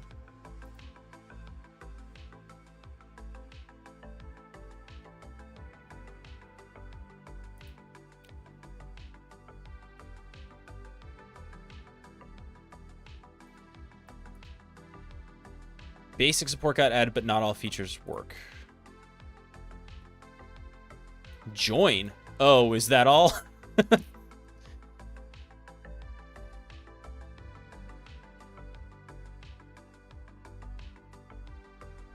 Oh, but you can use stir. That's so funny.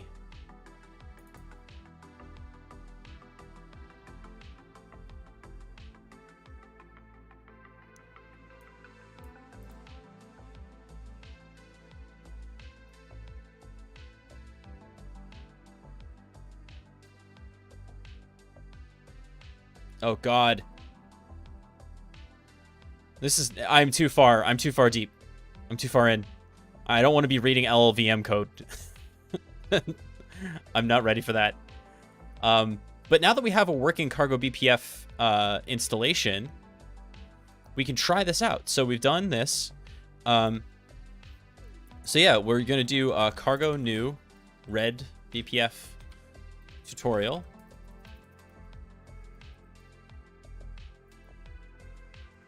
Yeah.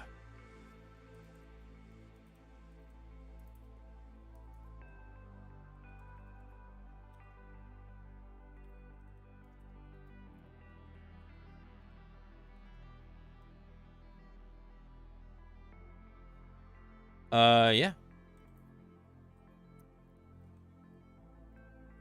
And create probes sub-cargo project or to contain BPF programs.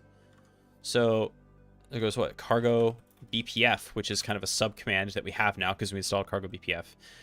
New probes. I like it.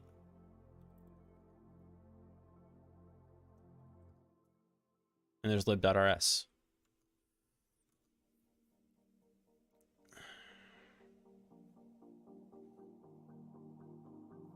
Former directory is used for BPF's user space, and the latter directory is for BPF programs. Makes sense. Okay, add a new BPF program. In this tutorial, you're going to write a simple BPF program that will be attached to the do sysopen kernel function. And that program generates perf events whenever do sysopen is called. Love it. Create a template of a new BPF program by executing this command.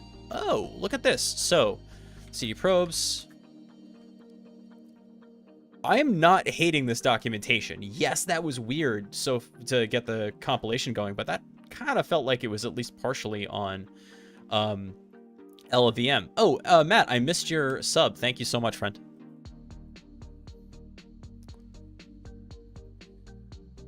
Yeah. So if we do cargo BPF, I'm just gonna run the -h here to see what else I can do. All right, so adds a new eBPF program at source. BindGen generates Rust bindings from C headers. Compiles the eBPF programs in the package. Wow! I think this is cool. Cargo BPF. Add open monitor. And then there's an open monitor folder now inside of source. If we cat cargo.toml, you'll see that now we have probes. And then the bin is open monitor. So this builds an open monitor. That's kind of cool. Okay.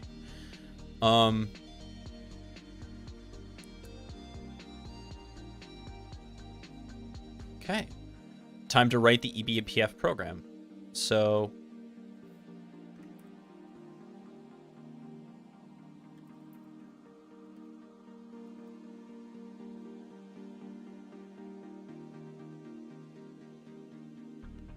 Huh. All right, I'm going to kill this for a second and half it so we can actually see what we're doing.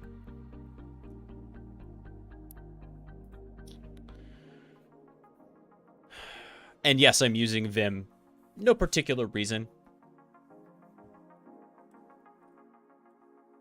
I just felt like it tonight. These two macro attributes are required because BPF programs are executed in kernel context. Rust std cannot be used. That is an important distinction. So again, this is the part that's going to get loaded into the eBPF runtime. Yeah. So no, you don't get the Rust standard library, and there's no main. Okay. And we're going to notice that it has one of these that we can use. We want to use kprobe prelude, which is this one. Whoops, wrong way. There we go.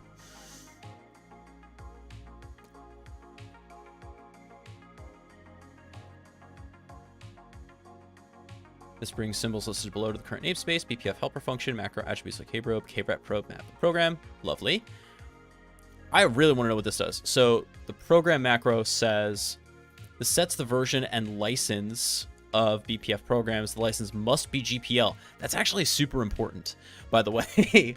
I think somebody got in trouble for using non-GPL licensed BPF somewhere.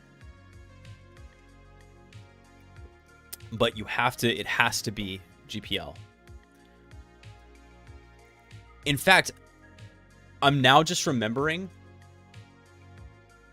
as I was reading my Linux kernel programming book, one of the things that happens, no kidding, when you compile Linux kernel modules is that there's a macro in C to set your license, right? And if the string GPL is not present in that macro invocation, it will fail. It won't build. I just remembered that I read that. And presumably something similar is going on with eBPF.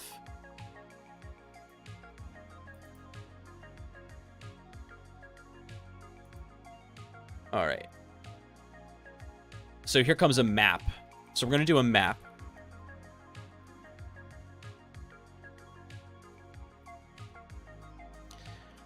But our map is going to be static mute open paths perf map path equals perf map with max entries. I do have auto completion for Rust in Vim. I don't know why it's not working right now, but whatever.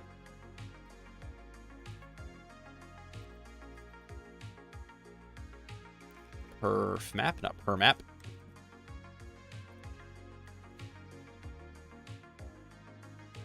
Okay. I like it. It's explaining types as we go. This is good instruction. Perf map is a kind of BPF map, and it is used to pass performance events or perf events to user space program. This statement defines a static mutable perf map that handles an open path structure, and map is applied to open paths as map. Okay, next comes our K probe, our kernel probe.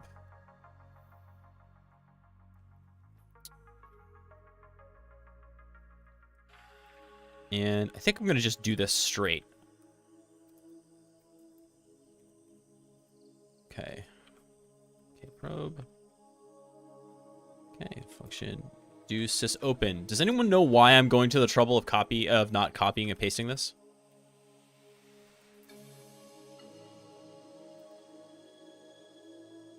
This might seem like a lot of weird work for me to do. Why would I do it?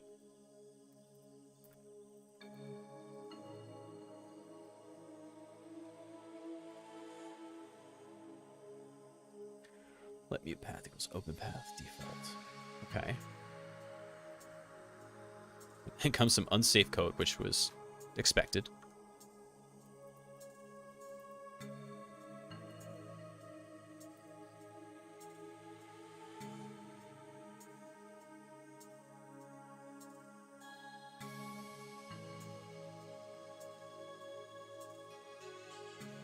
No takers. I have a very specific reason for typing this out, and that's because of the concept of embodied learning.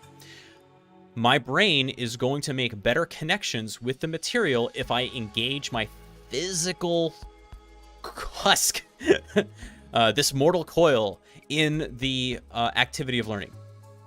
And so by actually typing it out, processing the information, translating it from the screen to my brain, from my brain to my fingers, reinforces that memory. And so it will help me grasp those parts of the concept. It might seem a little bit goofy, but it in fact does matter.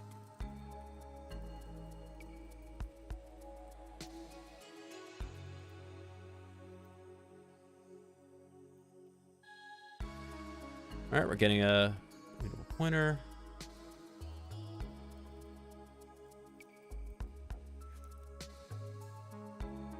Probe, fix that. Read user string.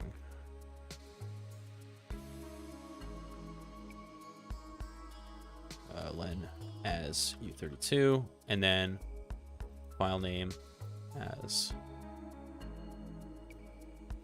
do have const. If all of that is less than or equal to 0,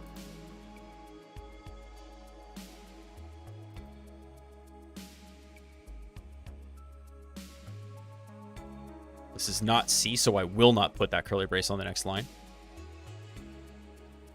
eBPF trace, print K. Error on eBPF probe.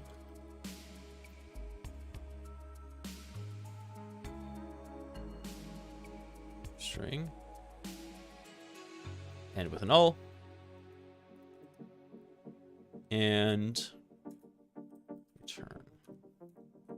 Otherwise, we're going to open paths, which is a map, insert. So it works like a hash map. Insert registers.ctx and the path.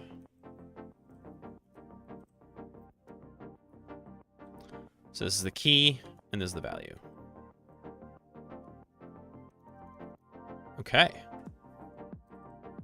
Now, out of curiosity,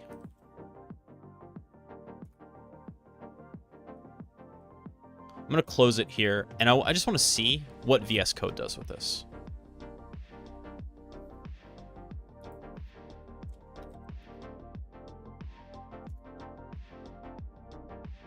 Take your time, Vim.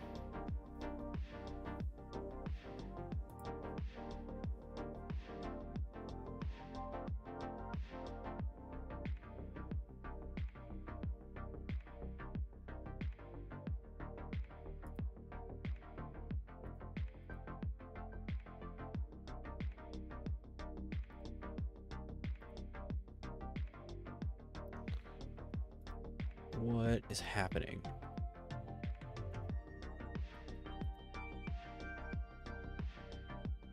Okay, whatever.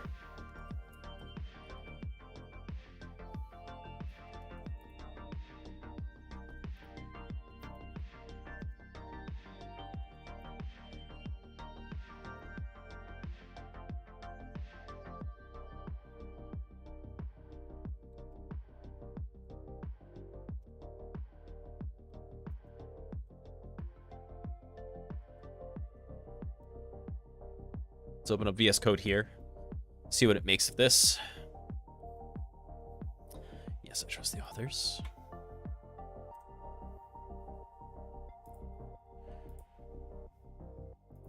Rust Analyzer is doing its thing.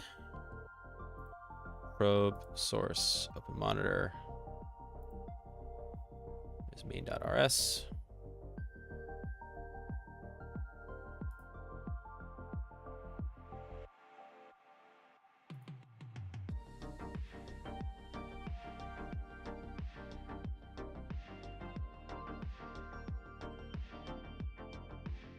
And it's picking up the syntax, but I'm not seeing a whole lot of helpful popovers, which is fine.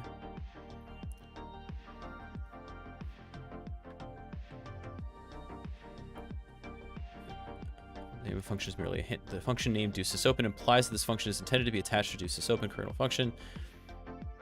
Determining where doSysOpen will be attached to is up to the user space program. We will make user space soon.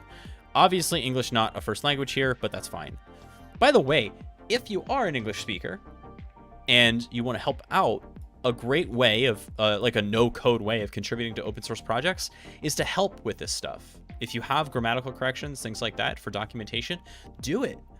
And conversely, if you speak another language and you're interested in translating documentation into other languages, that kind of localization or internationalization is so needed in open source. So if you're interested in doing that, I highly encourage you to consider picking a project and contributing in that way. It doesn't require you to write any code, but it is super valuable for everybody who uses the project.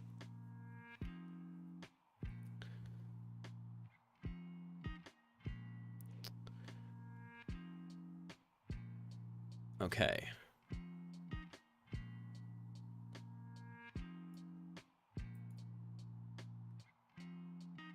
When you define a function that will be attached to the kernel function, a parameter of the function is always registers, as we saw. which came from the K-probe prelude, presumably. The signature uses open is in DFD, card user file name, it flags. So you can get the file name by calling registers arm2. Oh, interesting.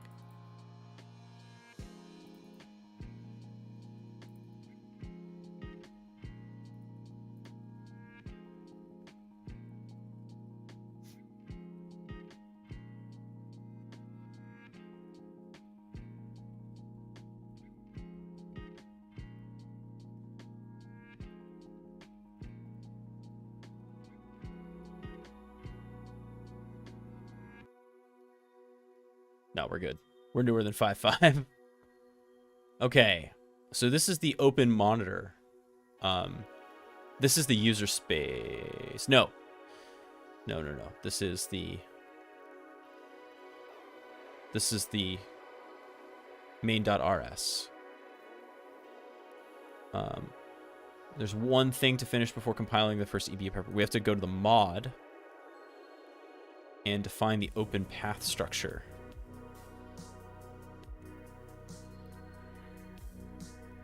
So we'll do this, derive debug, and clone.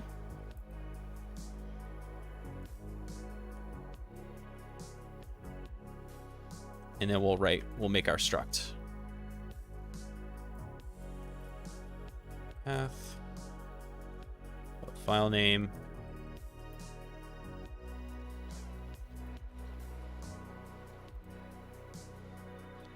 Oh, we forgot to define that const up there.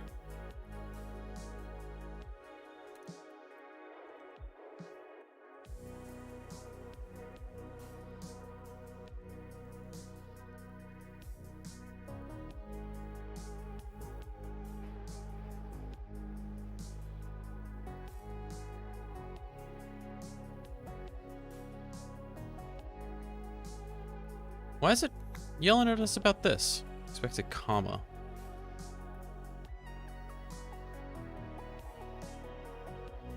Yeah, you're not wrong. Forgot I was inside of struct. Okay, and then we have to implement.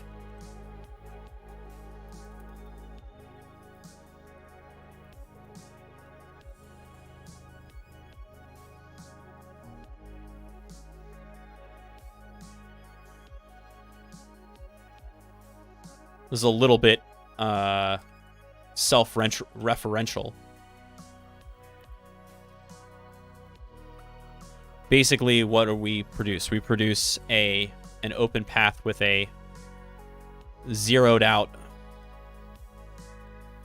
slice, 256 bytes.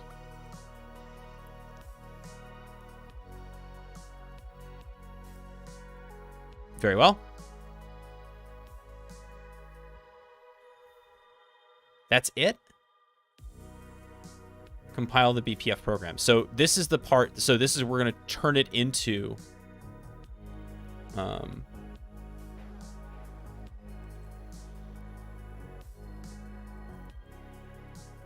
bytecode. Here equals.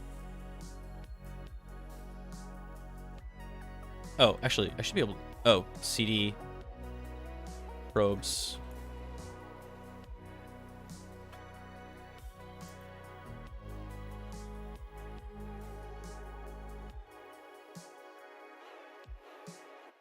There we go. So you build it from the probes directory, but we're putting it up in the parent target.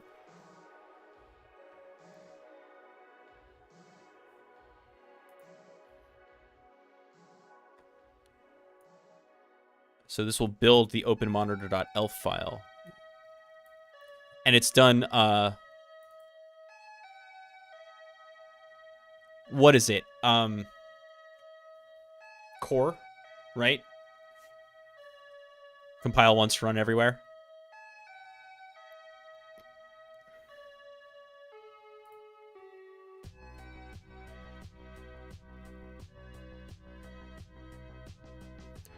I don't hate this. Like I can live with this. If I'm able to write this rather than dive into C, I think I can I think I can make some progress.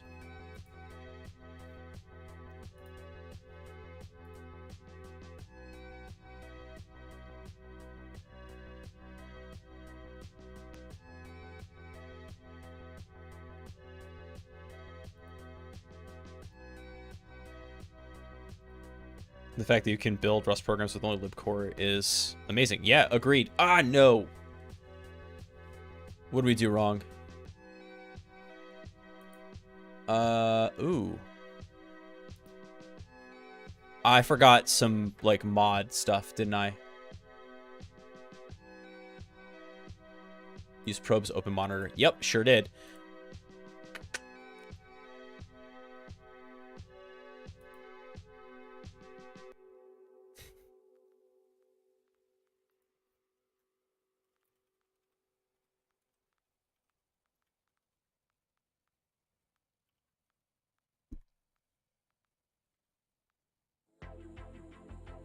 And static mute open paths.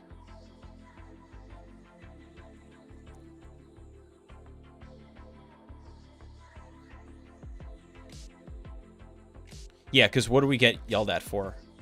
We got yelled at for, both in main, the fact that OpenPath did exist.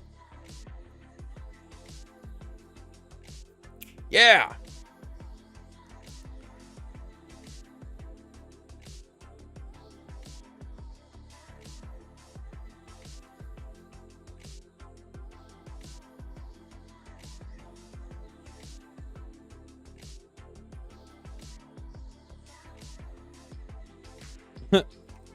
Boy, that's down in there. But sure enough, there's the openmonitor.elf. Now, again, this is the thing that's getting loaded, right, into the eBPF runtime. So we're not there yet.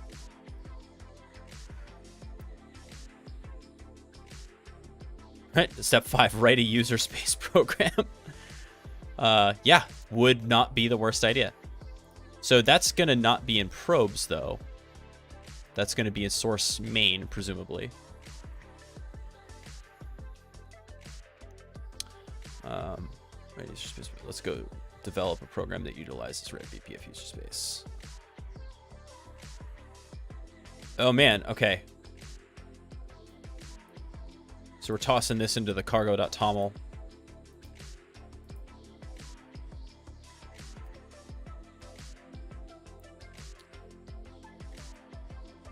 Rust Analyzer goes to work. So what are we using here? We're using Red BPF, of course. Tokyo, also of course. Tracing, and features.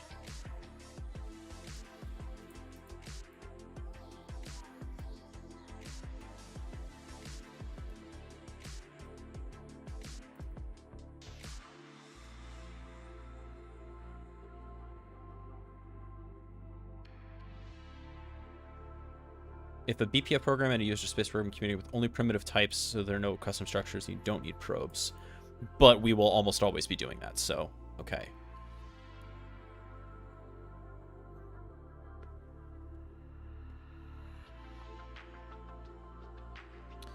Wild that this is a I would have thought something like this would be in a build script, but no, it's in main.rs. Okay.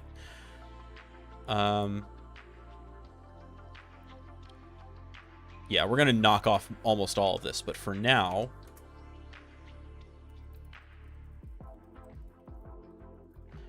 interesting that we have to do the explicit static lifetime. I guess that makes sense. Blue bytes.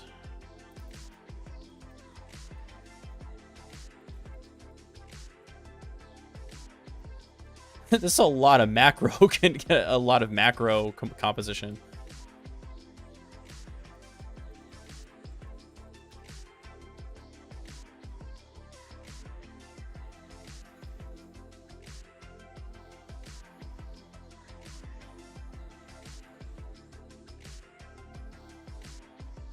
Those should be separated for maintainability, but that's fine for now.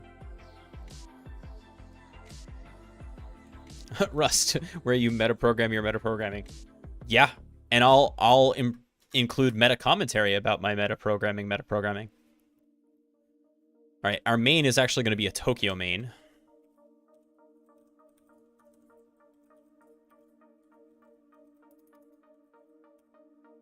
Flavor equals current thread. And then, yeah, async that.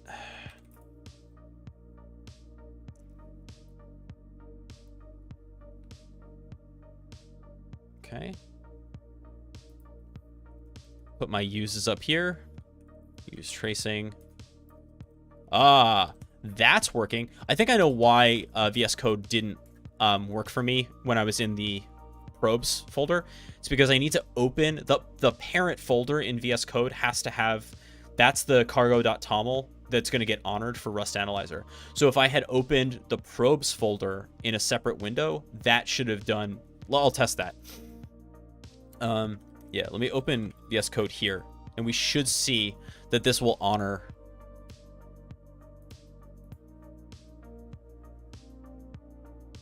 Yeah, here it comes.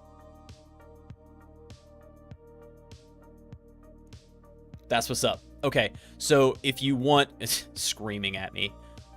But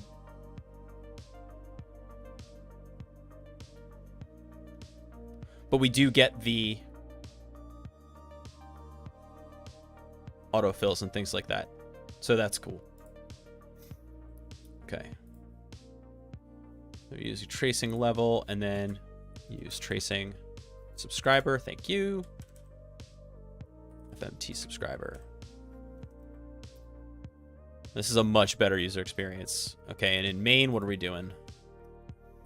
Let subscriber equals FMT subscriber builder. Ooh. With max level.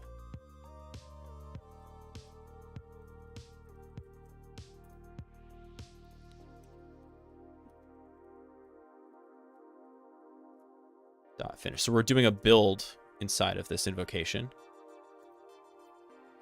And then tracing subscriber.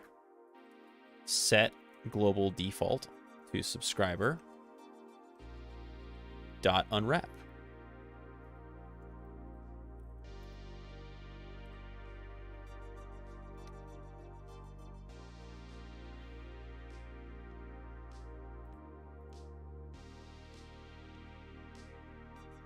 It is recommended to subscribe the error logs of eBPF for debugging errors while developing a eBPF user space program, but subscribing to error logs is entirely optional.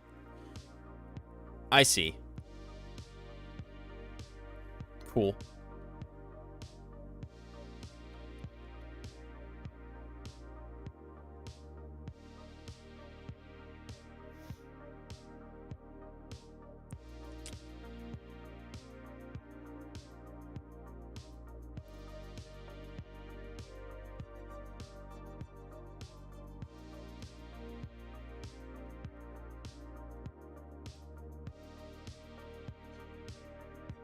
All right. M Alpha question.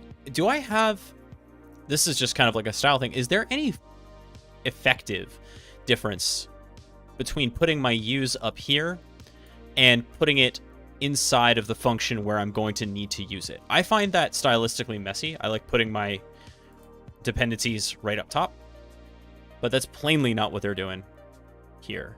Because you can put the uses kind of wherever, but I do not like doing that.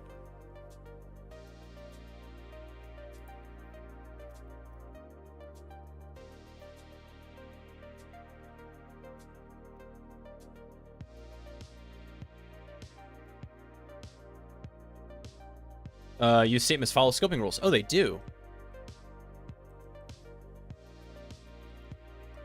Right, well, that would make sense.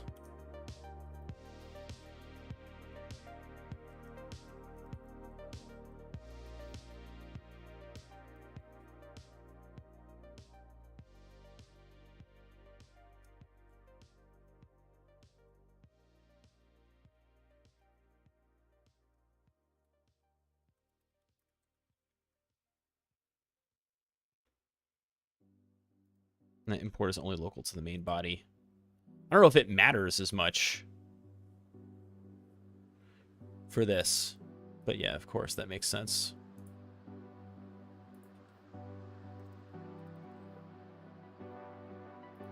I honestly wasn't expecting to...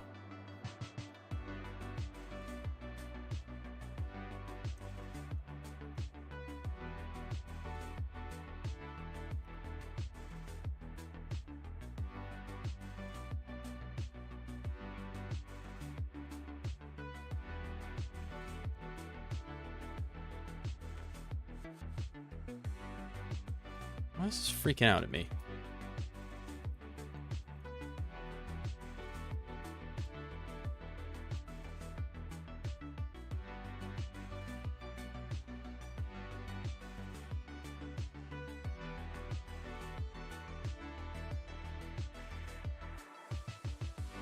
Okay.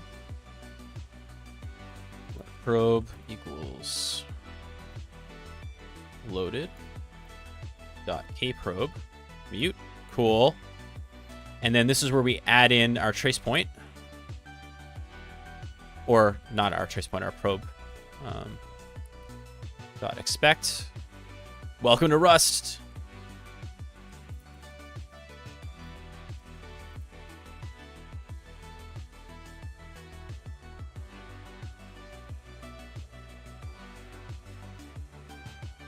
We're gonna do probe dot attach kprobe.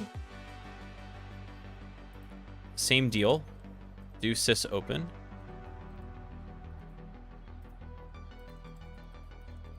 And once we get this running, I think that'll be the end for tonight. But I do want to get our first Rust eBPF program working. I'd expect. Yeah, this is going to be a new line. I'd expect. Oh no, so this is the attach probe. So this is error. Loading kprobe.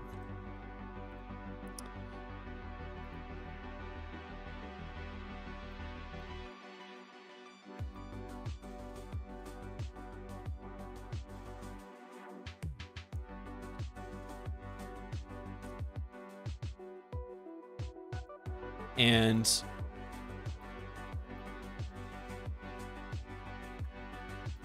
we're going to do the same thing for open at 2.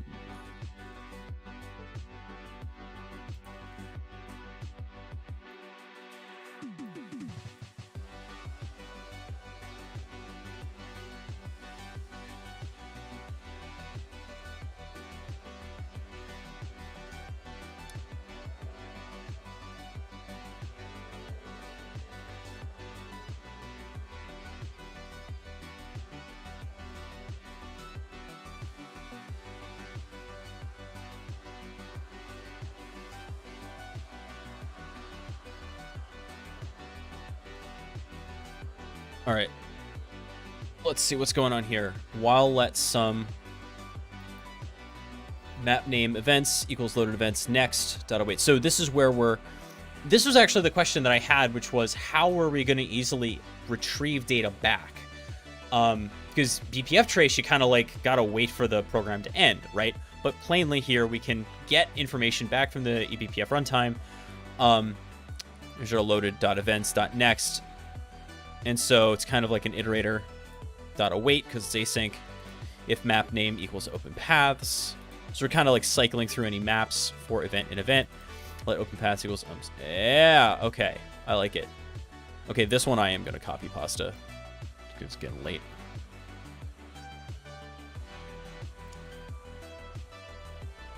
Wow. That's some indentation.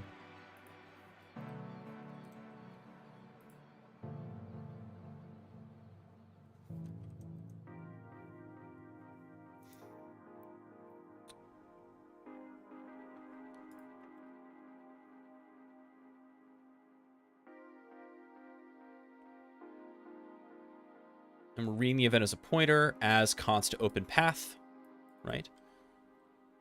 And this is the part where we do need this in here. All right. So this one we will scope.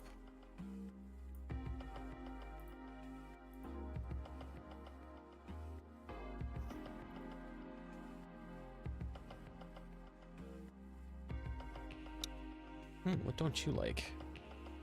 Oh, right, because we need the futures and stuff.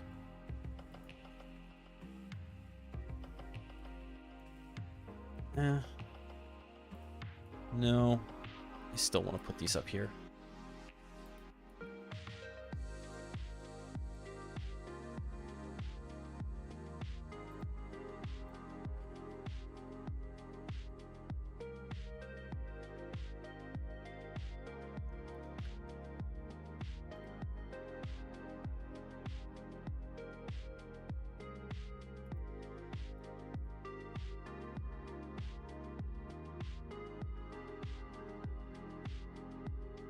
All right, looks like we got it right.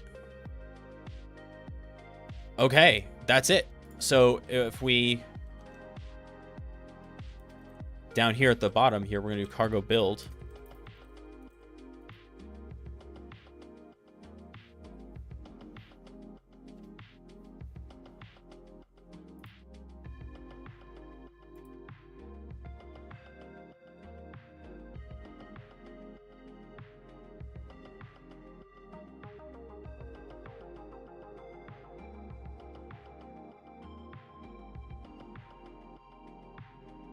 Okay. Cargo run. This will not work because it'll get permission denied, right? Yeah.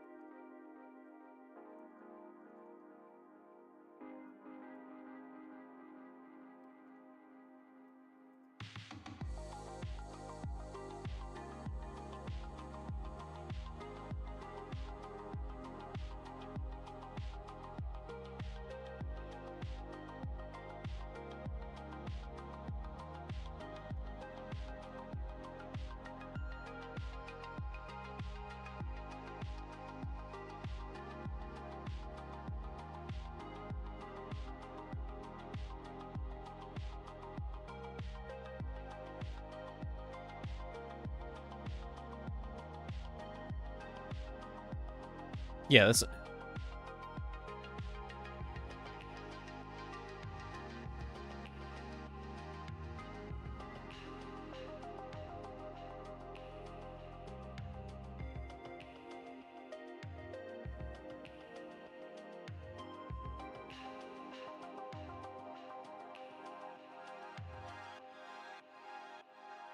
This is asinine. Override no default toolchain set.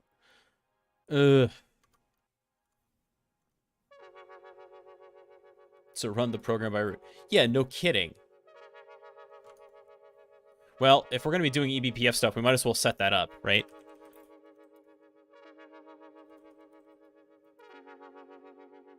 Yeah.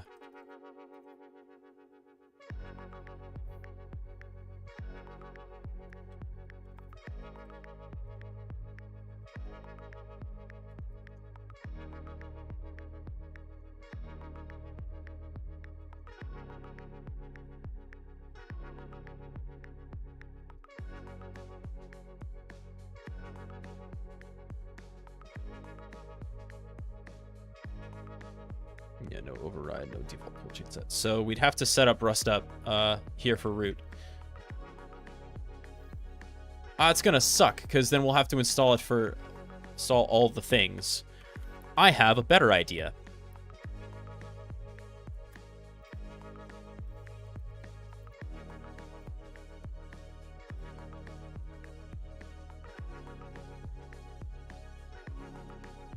We will compile it for release, just because it's smaller.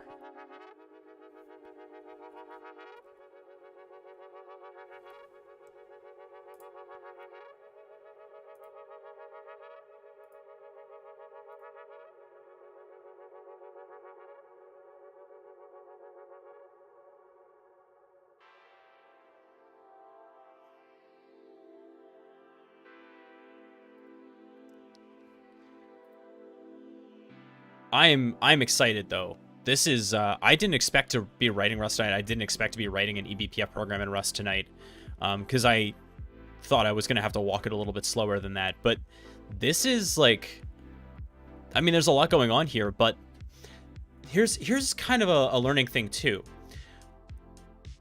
Because all of the Rust stuff for me is accounted for, right? That's already known.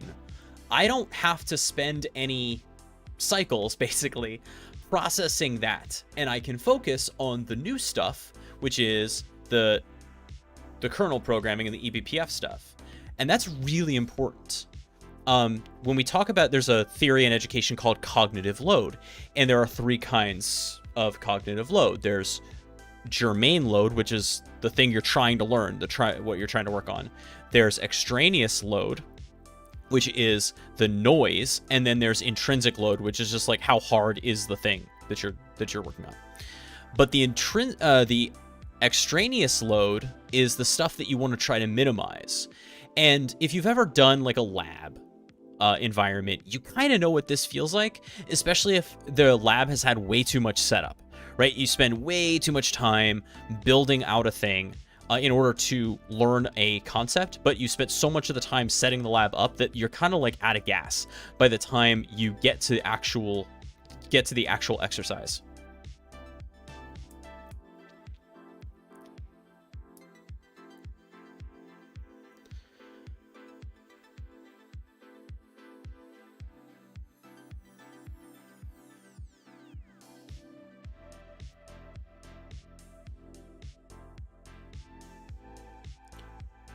Okay.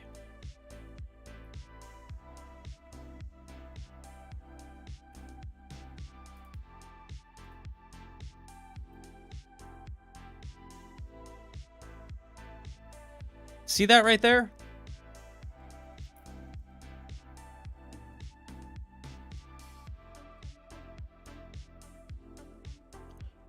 Oh, yeah. So look at that. We're running the BPF program.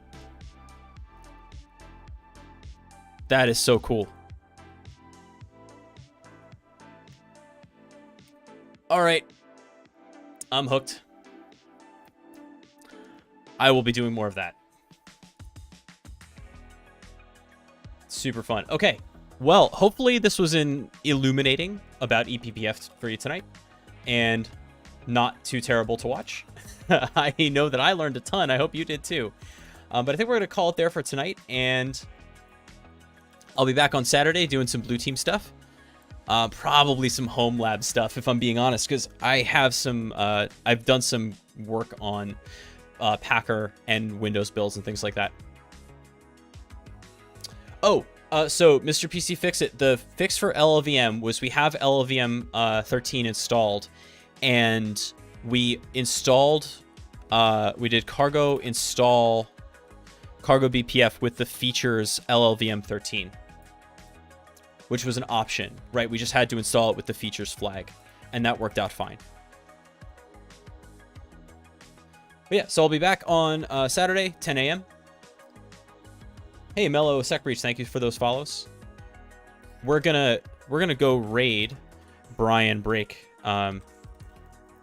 But if you don't know about the hack list, check it out. There are a lot of InfoSec streamers on it, and we are all worth a follow, if not a sub. So with that, friends, please be good to yourselves, be good to each other, and I will see you next time. Happy hacking, everybody.